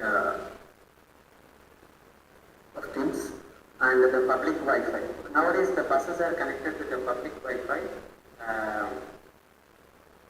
At the same time, the same link has been shared with the people who's responsible, not the one, who's the responsible person. They are sharing that. How they can identify the responsible persons by sharing the numbers while booking the ticket. So this one is the connectivity layer. After this for a high speed, if you see middleware layer, if you see that one, this platform and the middleware layer are the one which act as a bridge between the operating system and the applications which is running. Actually, it facilitates the communication, data management and integration between the services which they are providing. So these are the platform and the middleware layer. So after this information will help us to communicate between the devices and the system, then to the person who is responsible. These informations will be taken care by the IoT platforms. After this, analytics and the AI layer will help us to analyze about the patterns of the information which they are measuring. If you see the batch analytics are the one which is helpful for us to process the information in a bulk, and batch analytics in one request you can handle about 10,000 data. And this machine learning pipelines batch analytics and the machine learning pipelines, this both will help us to do the process with data collection, data pre-processing, feature engineering. It can extract the meaningful information And the model training, actually it will train the machine learning model, and the model evaluation means it will test the model, and the model deployment, real-time predictions will be considered, and these will help us to analyze the data set completely with the predictions also. And this layer, analytics and the AI layer, will help us to analyze and predict the information which the sensors or the transmitters are being provided. So after that, it will summarize, or it will, in a scheduled interval, it can take the information, or it will summarize the information, and it will provide it to the person who is in charge. That is why the next layer is about the service or the application layer, where the web apps can be designed in such a way that they can monitor using the high-speed communications. The information what they collect, that can be given to the citizen mobile or any web app, or the dashboards for the staff who is in charge on the city centers, so that any center is being monitoring, those people can monitor those data, as well as the third-party integration is also possible in the application layer. And the governance and the security layer will help us to, it's a security layer which is concerning about the privacy of the information, about if any data is being measured or monitored, it should not point out any person, that this person is traveling here, that person is traveling. That data security should be considered. And the technologies which are involved in this, if you see, the device management and the IoT platform, here the firmware appears the telemetry. The live telemetry and the navigation is being possible in these places when we are using the IoT platform. At the same time, if you see the REST and the gRPC is the next gateway, which is being used here for giving this, what is this gRPC is about the Google's remote protocol compiler. The rest is the one representation state transfer. And these are the two popular architecture styles for designing the API. So these are some of the styles which they are preparing. And there is one Kafka and the MQTT. I think those very well designed in IoT. Both is better than. So Kafka is about this Kafka and the MQTT are the protocol which are like the message queuing telemetry transport. That is MQTT, and Kafka is the one which is this MQTT is a lightweight messaging information protocol for efficient communication between the devices in a constrained network. This Kafka is the one which is a large-scale handling real-time data streaming. So these, when we integrate these two inside our IoT platform, the devices can establish a robust data transfer. So very good in transfer with high-speed communication. So live telemetry and the navigations are possible if we have these two. And then at the same time, for large scale also, we can handle the real-time data. Then the data platforms, if you see, it's a database, larger database. After that, the consent management, the records happen, the single sign-on consent management happen there. After that, it is forecasting or predictions are possible, or it will display the information on the dashboards. And USST fallback, which is the one which is a gateway between the applications and the consumer. If you see SMS, it's a gateway for sending mobile-based SMS for the citizens, so that where they are being located. Example, some person is traveling, automatically the message is being sent by the, example, some X bus. So from that bus website, they are sending a message. And the link has been shared so that everything can be accessed. So these kind of informations are the core components which are required on the system which is related to the citizenship. And the data flow is very important thing is collect only the necessary data. Because if you see the example, some water quality is having chemical composition 100% hundreds of data in 1 second. At the same time, analytically, if you go and check, for 1 week means that itself become a big data. For 1 year, it's too much. So only collect what is necessary, and at the same time, the sensitivity of the informations have been analyzed, and it is being given only for the allowed users, and the anonymization and the differential privacy. What is this privacy? Anonymization will replace the original data with the another data, and it will be for the person who is only responsible for it. And controlled data sharing is the sandbox. Sandbox is the testing code in standby. It will not disturb the actual working environment. Without disturbing the working environment, it will do the testing on the parallel platform as a standby. That is data sharing. Controlled data sharing will be possible for the sandbox-based APIs. And there are so many researchers are also going on in the sandbox. Basically, a citizen facing services. If you see, what are the services that are directly connected with our people? The mobility and the transport is the one which is for elderly disabled residents, the first point. The second point is about integrating the buses for a multimodal journey, and the congestion reduction, workspace management, etc. Predictive arrival times. As I told, when any bus is being coming from one place to other place, if you see there, these are the model which they are following. If it is a citizen-centric, it will be better more.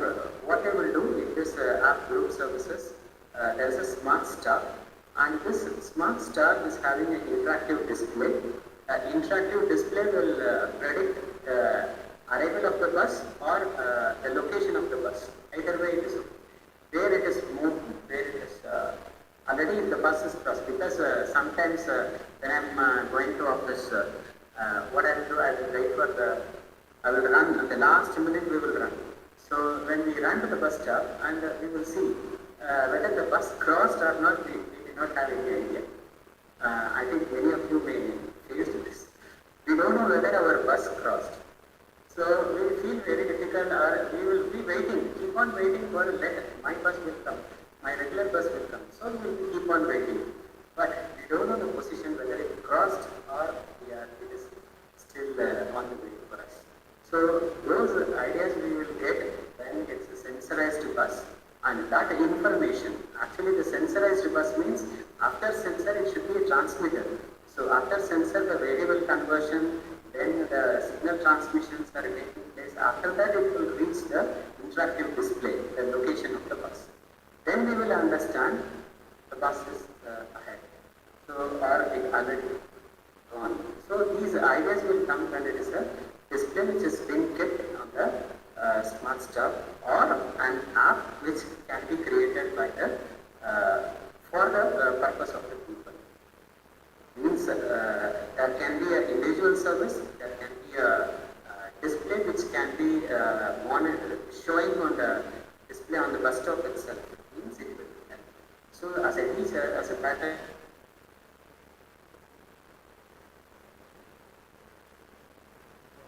is also very easy to be impact, and those can be created as an app, and we can show. I think many of them may already done, but still it will be developed to further stages, like private buses or government buses. Mostly the private buses trackings are possible as of now, but the government buses, the network is more, so it is the model is having more sensors, so it has to be considered in a large scale. So these are the concerns about the mobility and the transport. And the public safety and emergency response, if you see, the integrated emergency numbers must be used. I think many of us will know. I'm not sure whether these are correct. I from this 101, the fire emergency, 108 medical emergency, correct? Okay, so these are some of the emergency numbers, and when people is being calling this, the alert system will check the real-time condition for that person with a camera feed or a sensor can be possible with strict access controls. And at the same time, the community alert system like flood warnings, air quality advisories, heat waves, very particular these desert areas, sand dunes will be there, heat waves will be there, all these applicable for here. So they will be keep on sending us an image as some messages and alert. From the ministry, we are actually measuring the conditions, weather conditions, and there is a civil aviation authority who is the one in charge. And from their concern, they are sending one public people with warnings, very particularly heat waves and the sand. These very fine powders will come and settle on our body and create heat. So it's very difficult here. But still, the government involved in this, they volunteer themselves and they are doing this. So these are some of the hotspot detection, any crime or accidents. For the third point, the crime and accidents, nowadays what the people who are doing is, they can fix a camera on the front mirror area, the mirror is there on the front side. They can fix a camera which is keep on recording the 360-degree tracking. And I think they have in multi-more places. They are recording the 360-degree video of the car when we are driving, so that if anyone is claiming a false incident against us, we can show this recording.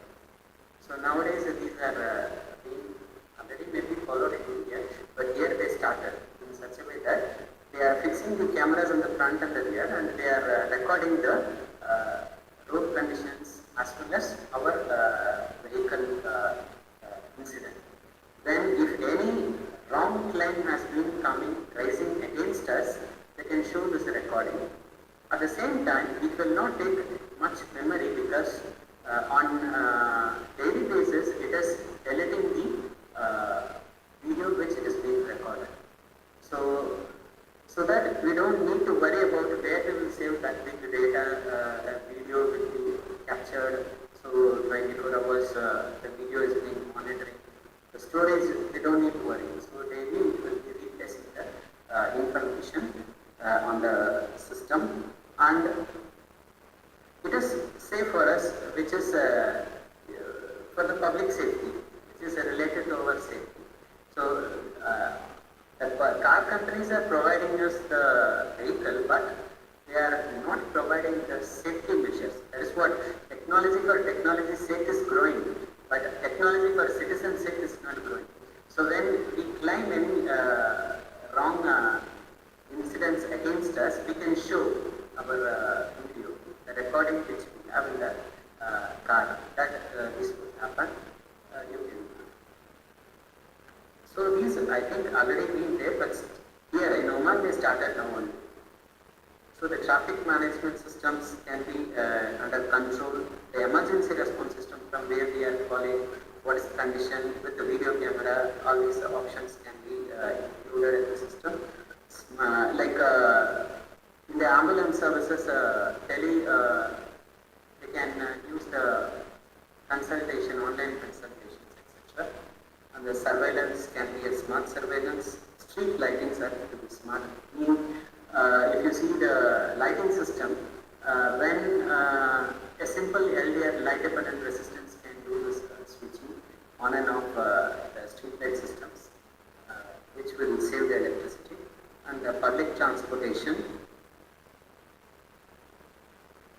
So at the same time, our utilities, if you see the smart metering with user dashboards, air quality,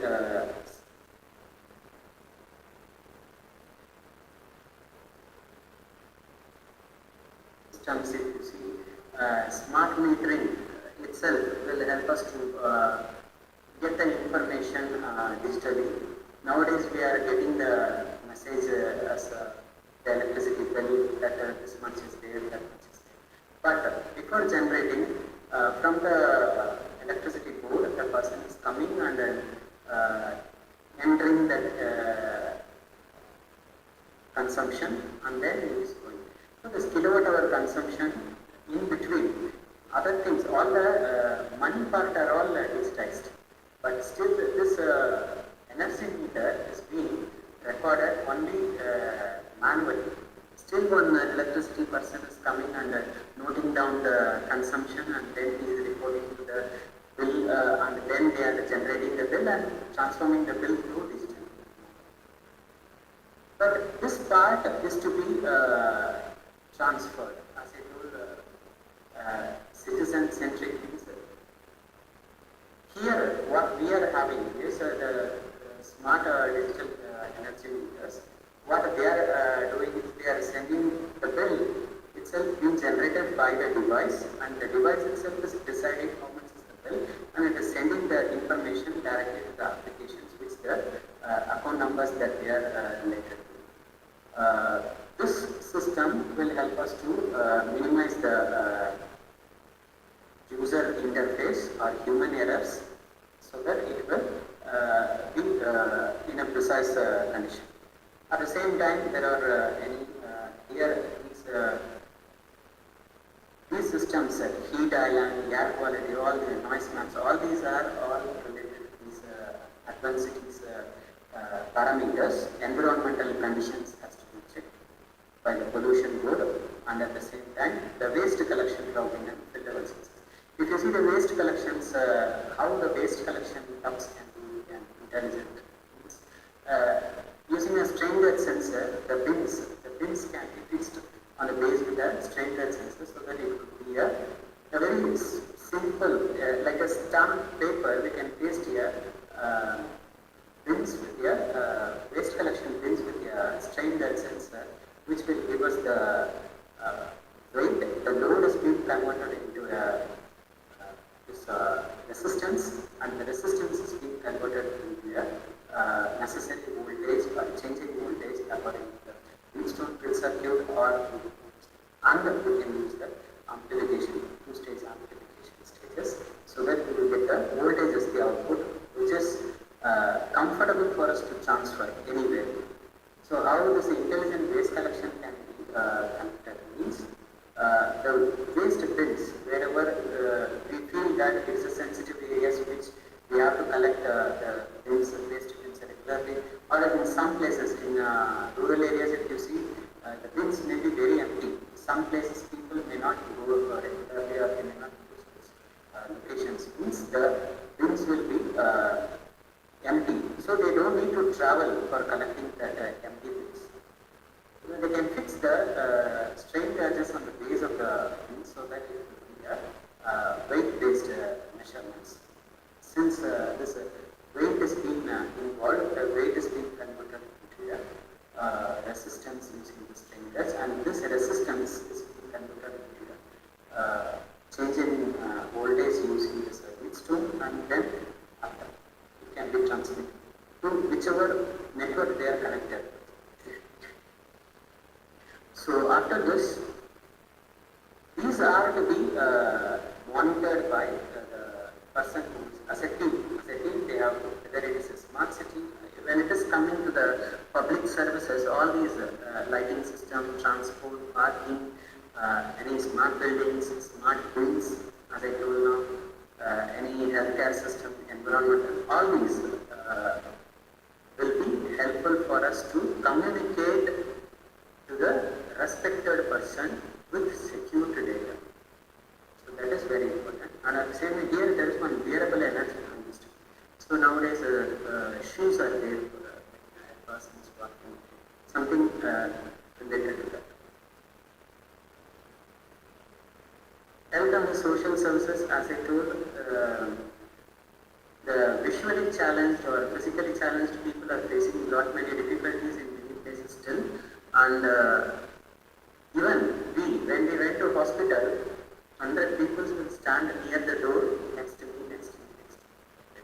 So the appointment and the queue management for clinics and the social services are to be updated. So if you see there, if you get a proper token also, but still near the door of the doctor room, you can see 5-10 people standing, readily standing near the door so that they will enter faster.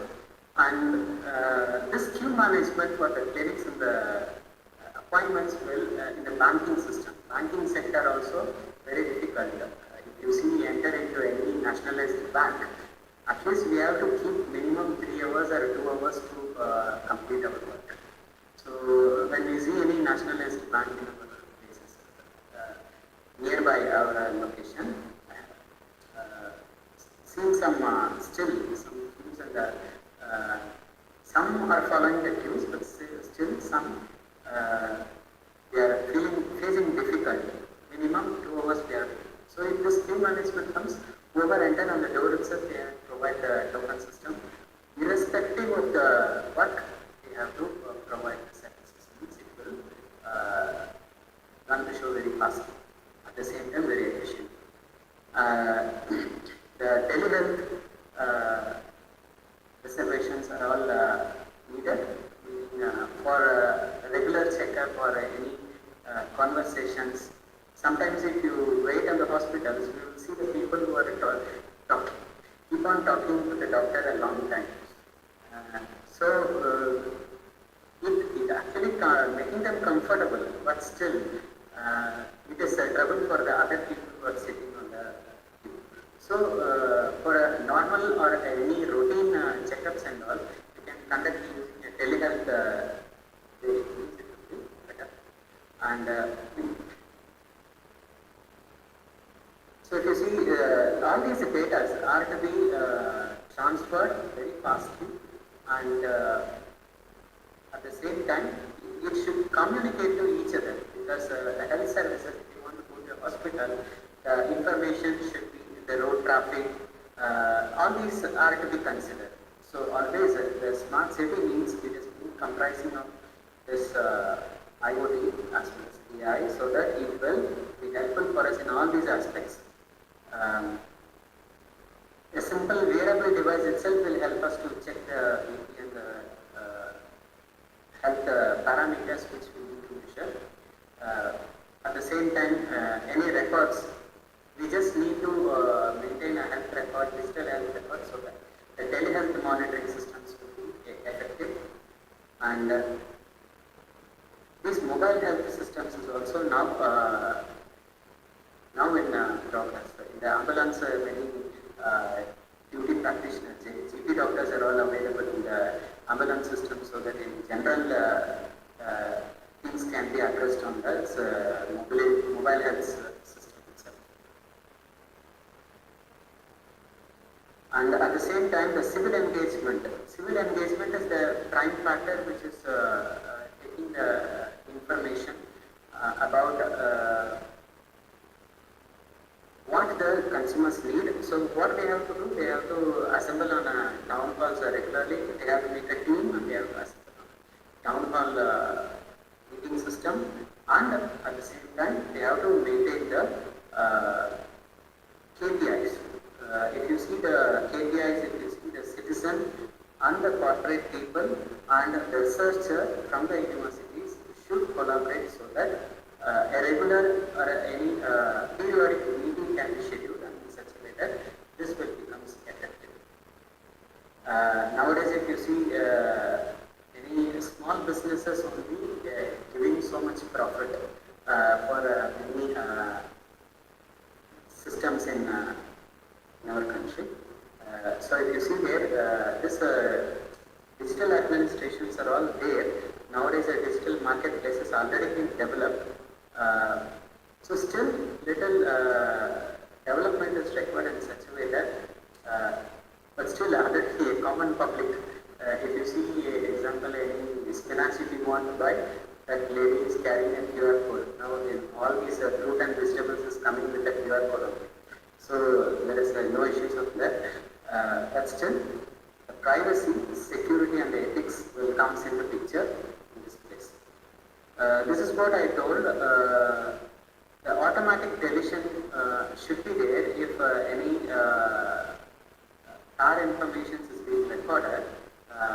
auto deletion should be there so that it should not be accessed by or it should not be overused, etc. So the privacy by the design must be considered, and the network segmentations will help us. At the same time, if you see everywhere the authorized, now here all these resident cards with chip, we are having all the resident cards which we have said. It is coming with the chip, checking the periodic locations of our system. Wherever we are, the chip will help us to help them to understand where the person is. And the mobility, if you see, it will be example, yeah, very Z control VIP is going on a means it is not tracking the system simply and giving the information to all. It should be on a secured place where who's traveling. About the people, there should be a security. And at the same time, these are the ethical considerations. Algorithmic impact assessment. Any assessment, if you see feedback, last session I was watching about the feedback, collective feedback, means immediately the response is being taken. So the feedbacks are the one which will help us to rectify in all the conditions, same like our closed loop control system.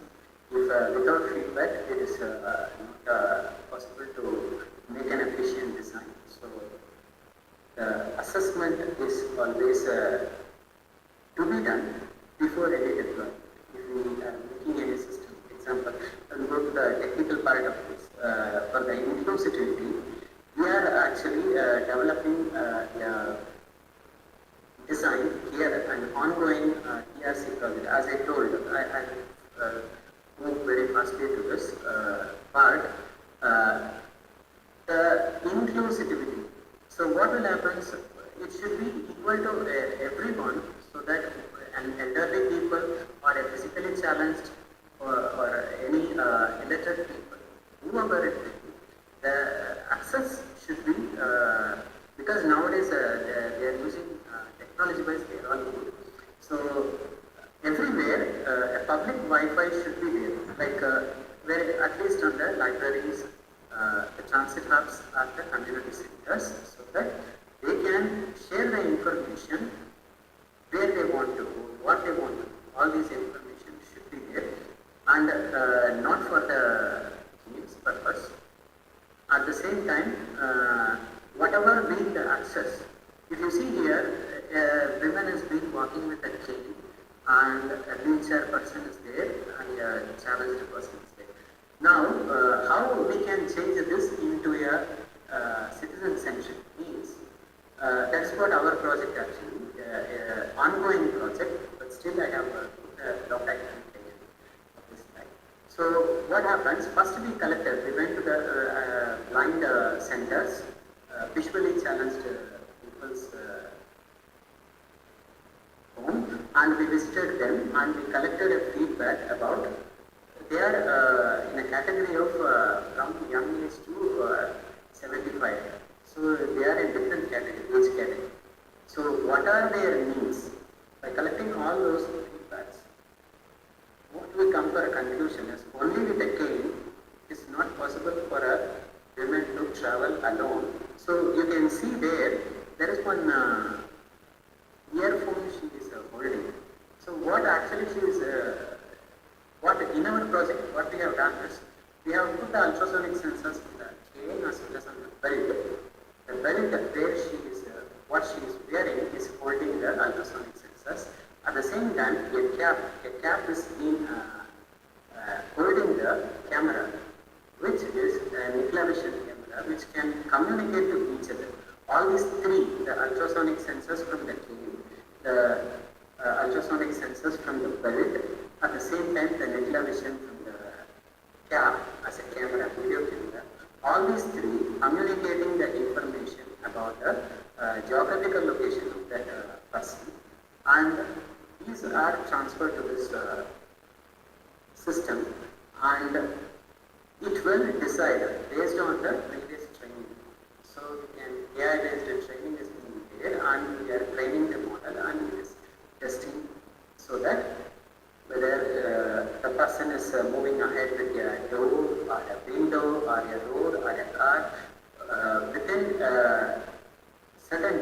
is before certain distance it is being giving a text to voice alarm or a voice message. A text to voice algorithm is being used inside so that it will be giving an information continuously. Same like our Google Map, if you see in 300 meters turn right, 300 meters turn left. Like this, this information is also a text to voice algorithm which will help them to mobile from one place to other place very easily. And the system, our system should coordinate to each other so that it will actually with only cane, the blind person is facing difficulty. They have said some reasons, we have recorded. And that is the reason we have been included one, right? And it is in the campaign. It's an ongoing study. At the same time, the language issue. The participatory design. Participatory design means the people who are collaborating and the authorities who are in charge and the decision making. These are to be met in every periodic meeting so that it will be under control. Any design, any project that we are planning, this will be under control. And these are the framework, the governance policy, the legal framework. First point is we have to establish a smart city council. Same like as I told in the starting of this month, the Ministry of Transport, there is a team. In Ministry of Communication, there is a team. In Ministry of Information Technology, there is a team. So these three teams are in charge of a smart city council. And other than this, the academia, the people who are the researchers and the citizens. The citizen groups, for example, in our places, if you see there may be some charges places. So the person, representative from the people, they will make the, is actually needed for our, the first step.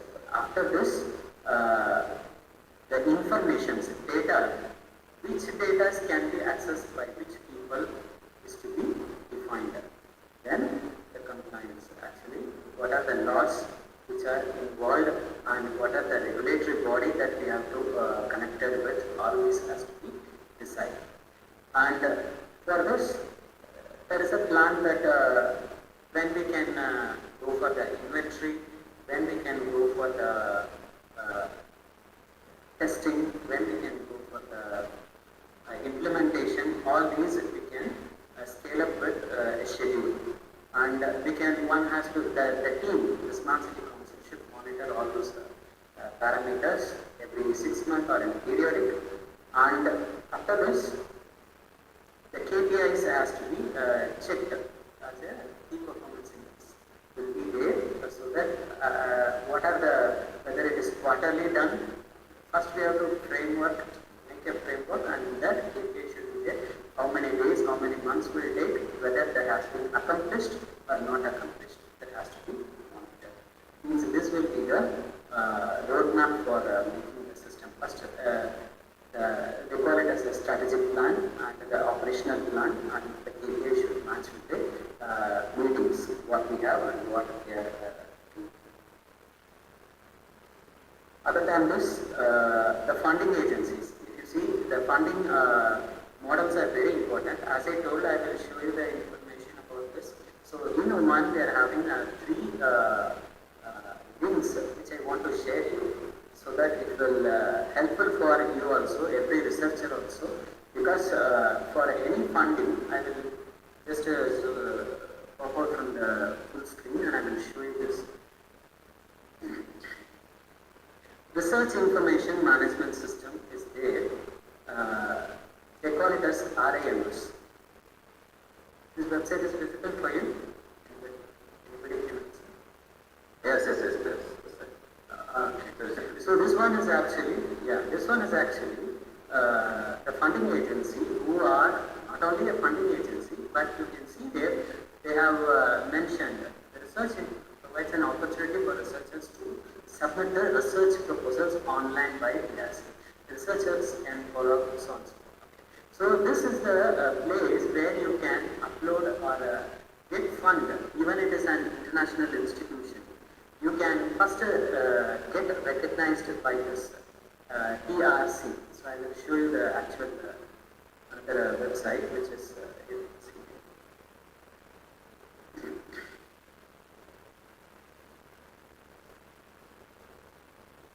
So you can see here, is it visible now again? Sorry.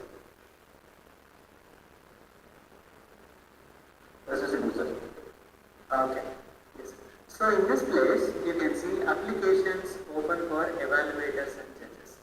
So they are inviting applications in a periodic way in such a way that the applicant must be a PhD or a master degree, no issues. And they need, actually what this website is belonging to is, it is belonging to the Ministry of Higher Education and Research. And what they are doing here is, they are having three categories of, they are funding three categories of projects. Research grant for the researchers who are all the PhD holders with the teaching experience. That is called as research grant. The second one is about the URG, undergraduate research grant.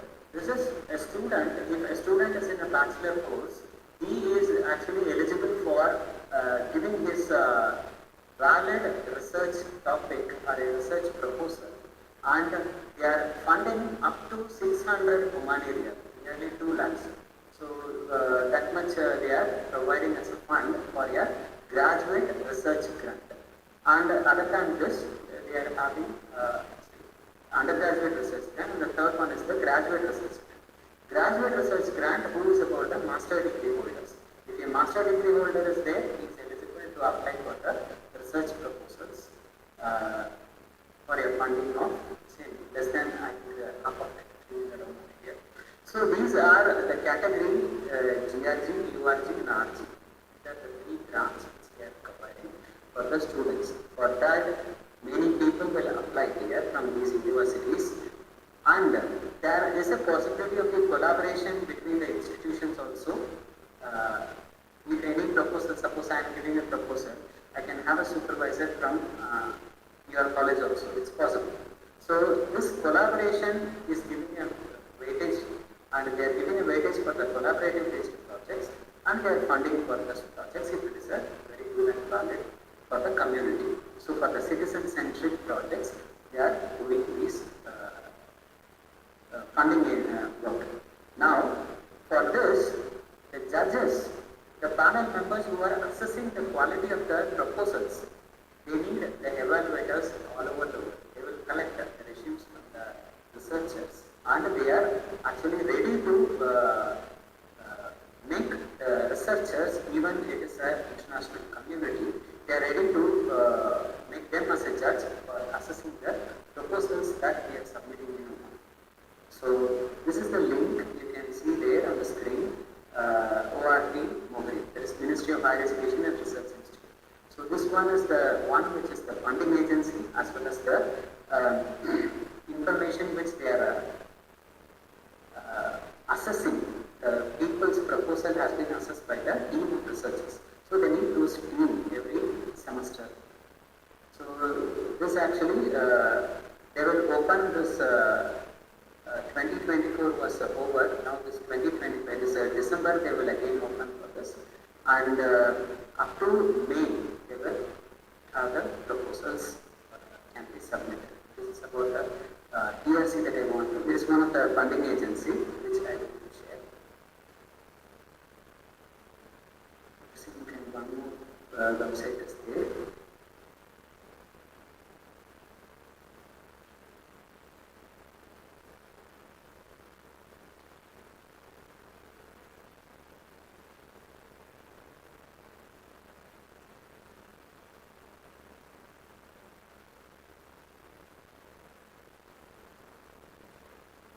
Yes, and as I told, this third link is about the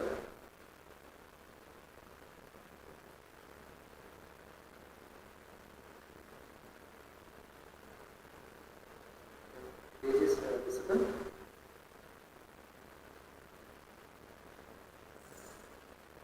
That's visible, that's it.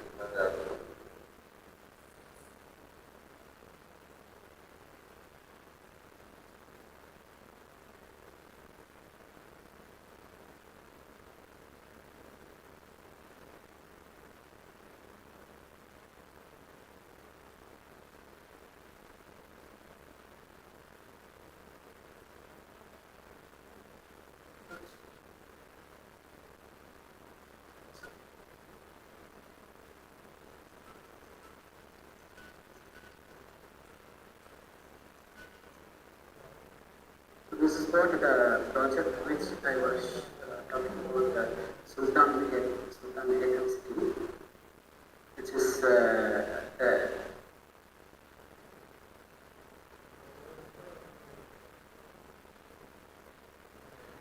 it's a model smart city of the future in which it has been communicating all the, is addressing all the citizen requirements.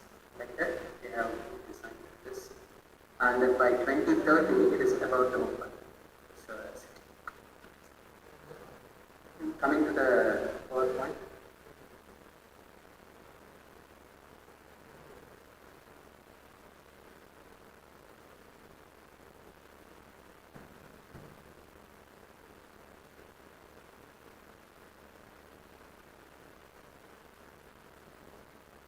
So these are about the funding informations which I want to share.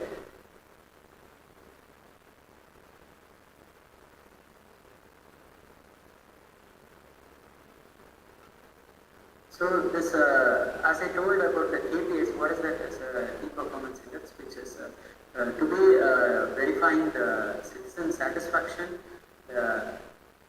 equitable matrices, because there should not be any inequality for the services availed by the citizens. There should not be. So that thing is to be addressed in the plan, strategic plan. And other than this, we should have energy savings, the emission reduction. Actually, the smart city which the Sultan Begum City has been planned is with zero carbon emission. So this is what their plan. Hope they will reach. And there should be an evaluation on a regular basis. What are they doing? And the key risk involved on all these citizen-centric is about the political changes and over-promising results. So these are the, and the data breaches. So these are the three risks that is involved, and proper architecture will help us to understand the solution for this, and the pilots who are in charge for all these will be taking care of this on a regular basis. Sincerely means this will be addressed. And the examples which I have seen in Oman are these are the points which we have seen mostly in our places. The motion activated smart lighting system, which is a very easy way to implement in our AVC entrance gate until the office up to the AVC building or mechanical building. It's a long road, right? So in that we can plan a motion activated smart lighting system on the evening or night, so that first two lights can be on. If a person has been moving, then we can switch on the lights. Actually, we can test with a student project, then we can implement it. But when I came this time, last month, I have observed still that is not. So motion activated smart lighting system can be done in our college itself as a trial basis, so that we can save energy. And the second point is about the queuing system in hospitals at the back, as I told before. This is possible, but not in our control. But in the student projects, we can make them to get an idea and the knowledge about it. And nowadays, the hybrid stations are there in every buildings with solar application, so that it will supply some lighting system according to the panels that we can see. And energy meters, I discussed this point. Water portability and check in the houses by common public. Basically, if water is there, whether luckily our place are sufficiently good with the groundwater, but still the groundwater, if you see nowadays it becomes yellowish color after some time. After a while, if you see the water color is completely changing. So the common public have every rights to use the water resource. At the same time, it should be contamination free. So how I can check? I can check this water potability by using sensors. So many sensors. 18 sensors can be fixed in one stick, and when you just dip that stick inside that water can, it should say the composition of the water, and the AI technology should analyze and tell you or tell us whether it will be ready for drink or it is contaminated water. It depends upon the quality of the water. So the water quality can be checked. It should come as a device in every house so that people have the rights to drink good water. So nowadays people are drinking canned waters also, but how far it is good, how far it is bad, which is good actually, we are not sure. What is the standard for these waters? Nobody knows, because many cans, sometimes if you drink the same water, you don't get any problem. Sometimes you drink some water, you will get illness. So these are all because of the stagnance of the water. It is staying for a long time. The cans are in the system, or we are having RO plants. So how far it is free from contaminations has to be verified, because water is the main source of our living. So it has to be checked with a product that should identify the contaminations of the water, and it should display. The AI will analyze the pattern of the water, and it should say that information. And the next one is about the smart bus, as I told, the mobility of the people in the bus stations with the interactive displays necessary, and the flood warnings. Nowadays, many tsunami warnings are active still, but still it has to be. It has to act a little faster than before. And physically challenged people considered. As I told, in our project, we are addressing that. I will touch this part in 2 seconds. So this is what I am telling about. This the bus informations should be with a secured mobility. So whatever information is being going, the cloud security should be taken care, and the person who is in charge only should receive the information about these transportations. And as I told, the smart meters should give the information by itself, so that it will avoid the human errors in between, so that the billing will be prompt and precise. So that how much we consume, that will be taken care for the billing station. So billing station, the energy meters should send the information to the electricity board directly on a digital basis, not on a manual basis. And then it will be considered. And for the physically challenged, as I told, the mobility for the visually challenged people, how we used this is about there is a Nikla vision which is being fixed on the camera, and that is being given to a runtime image capture application for the camera, and that video itself is being transferred to the Raspberry Pi. So if you see there, the Nikla vision is being transferring the information at a high speed rate, and that is being given to the Raspberry Pi.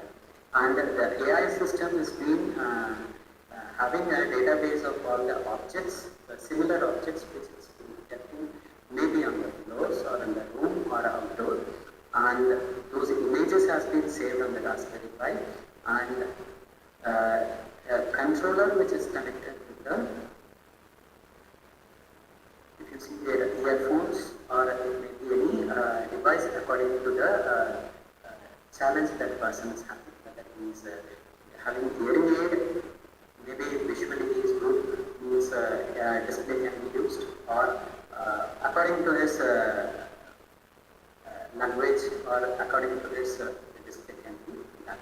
And the text-to-speech converter algorithm will be interfacing this, taking care of these tracks in between.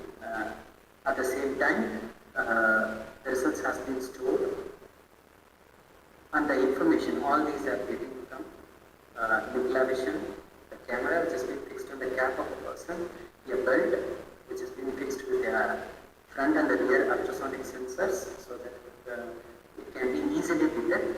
A very low cost, actually it is designed with a very low cost, very simple design so that it should not be very heavy, because the people's comment, we visited 4 blind schools and we get this design fixed, and we have get fund also. So this front and the rear sensors, which should not be very costly. So these kind of things will help us to, at the same time the person should be easily carry those things. It should not be a burden for them. It should be a sample citizen-centric smart project.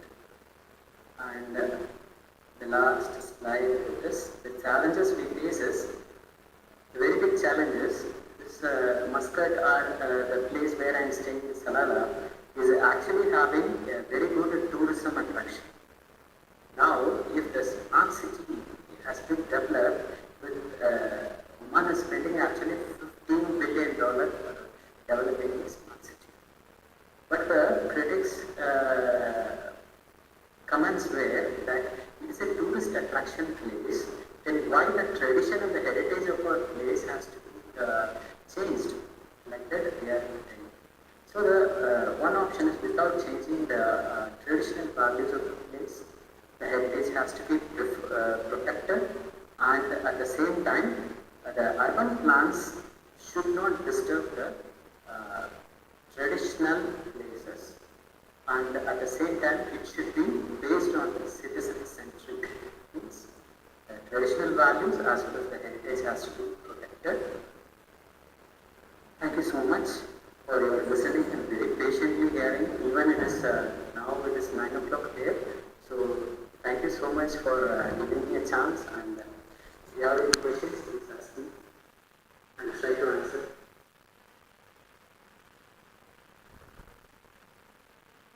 Thank you very much for the audience very patiently hearing from 6 o'clock to 9 o'clock 3 hours, sir.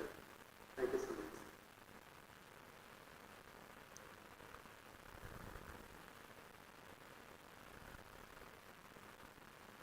Any questions? Yes, sir. Any questions from audience, please?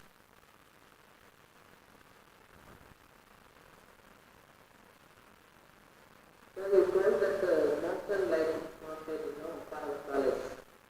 Approximately now it will start. The motion sensor nowadays is very less cost only.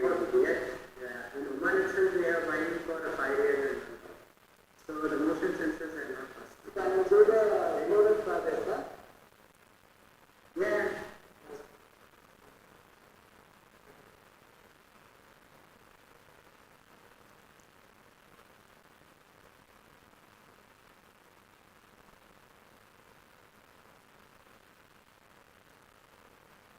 First one, sir, let us go down on your all right.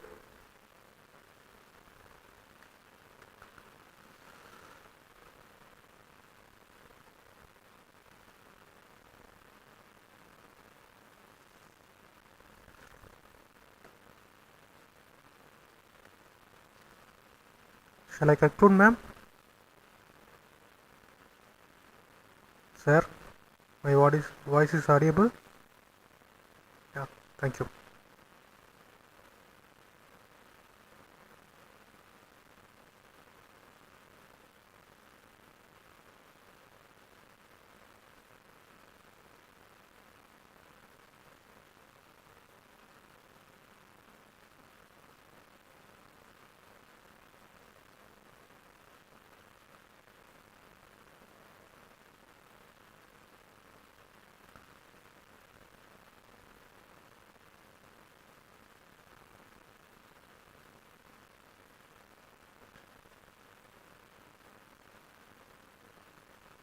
Okay. Next time, Okay, okay, sir. Okay, sir. Thank you very much. Arambalaji sir, thank you very much for this session. So, sir, share his insights. Sir? Okay, well, AIC management as well as the department. thank you. Thanks for the participation. Mr. Arambalaji sir share insights on smart city solution designed to improve the citizen engagement and quality of life. His presentation include real-world case studies and practical approaches for implementing technology-driven service for urban development. We extend our gratitude to Mr. Arun Balaji sir for his valuable contribution and for making the session impactful and relevant to the participants. Thank you, sir. Thank you very much. thank you, sir. Thank you, sir. Thank you very much, sir.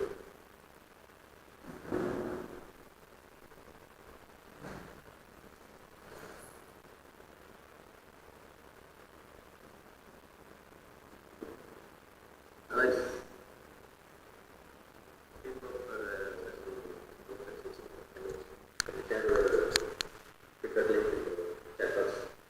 Okay, sir. Okay, sir. I will share.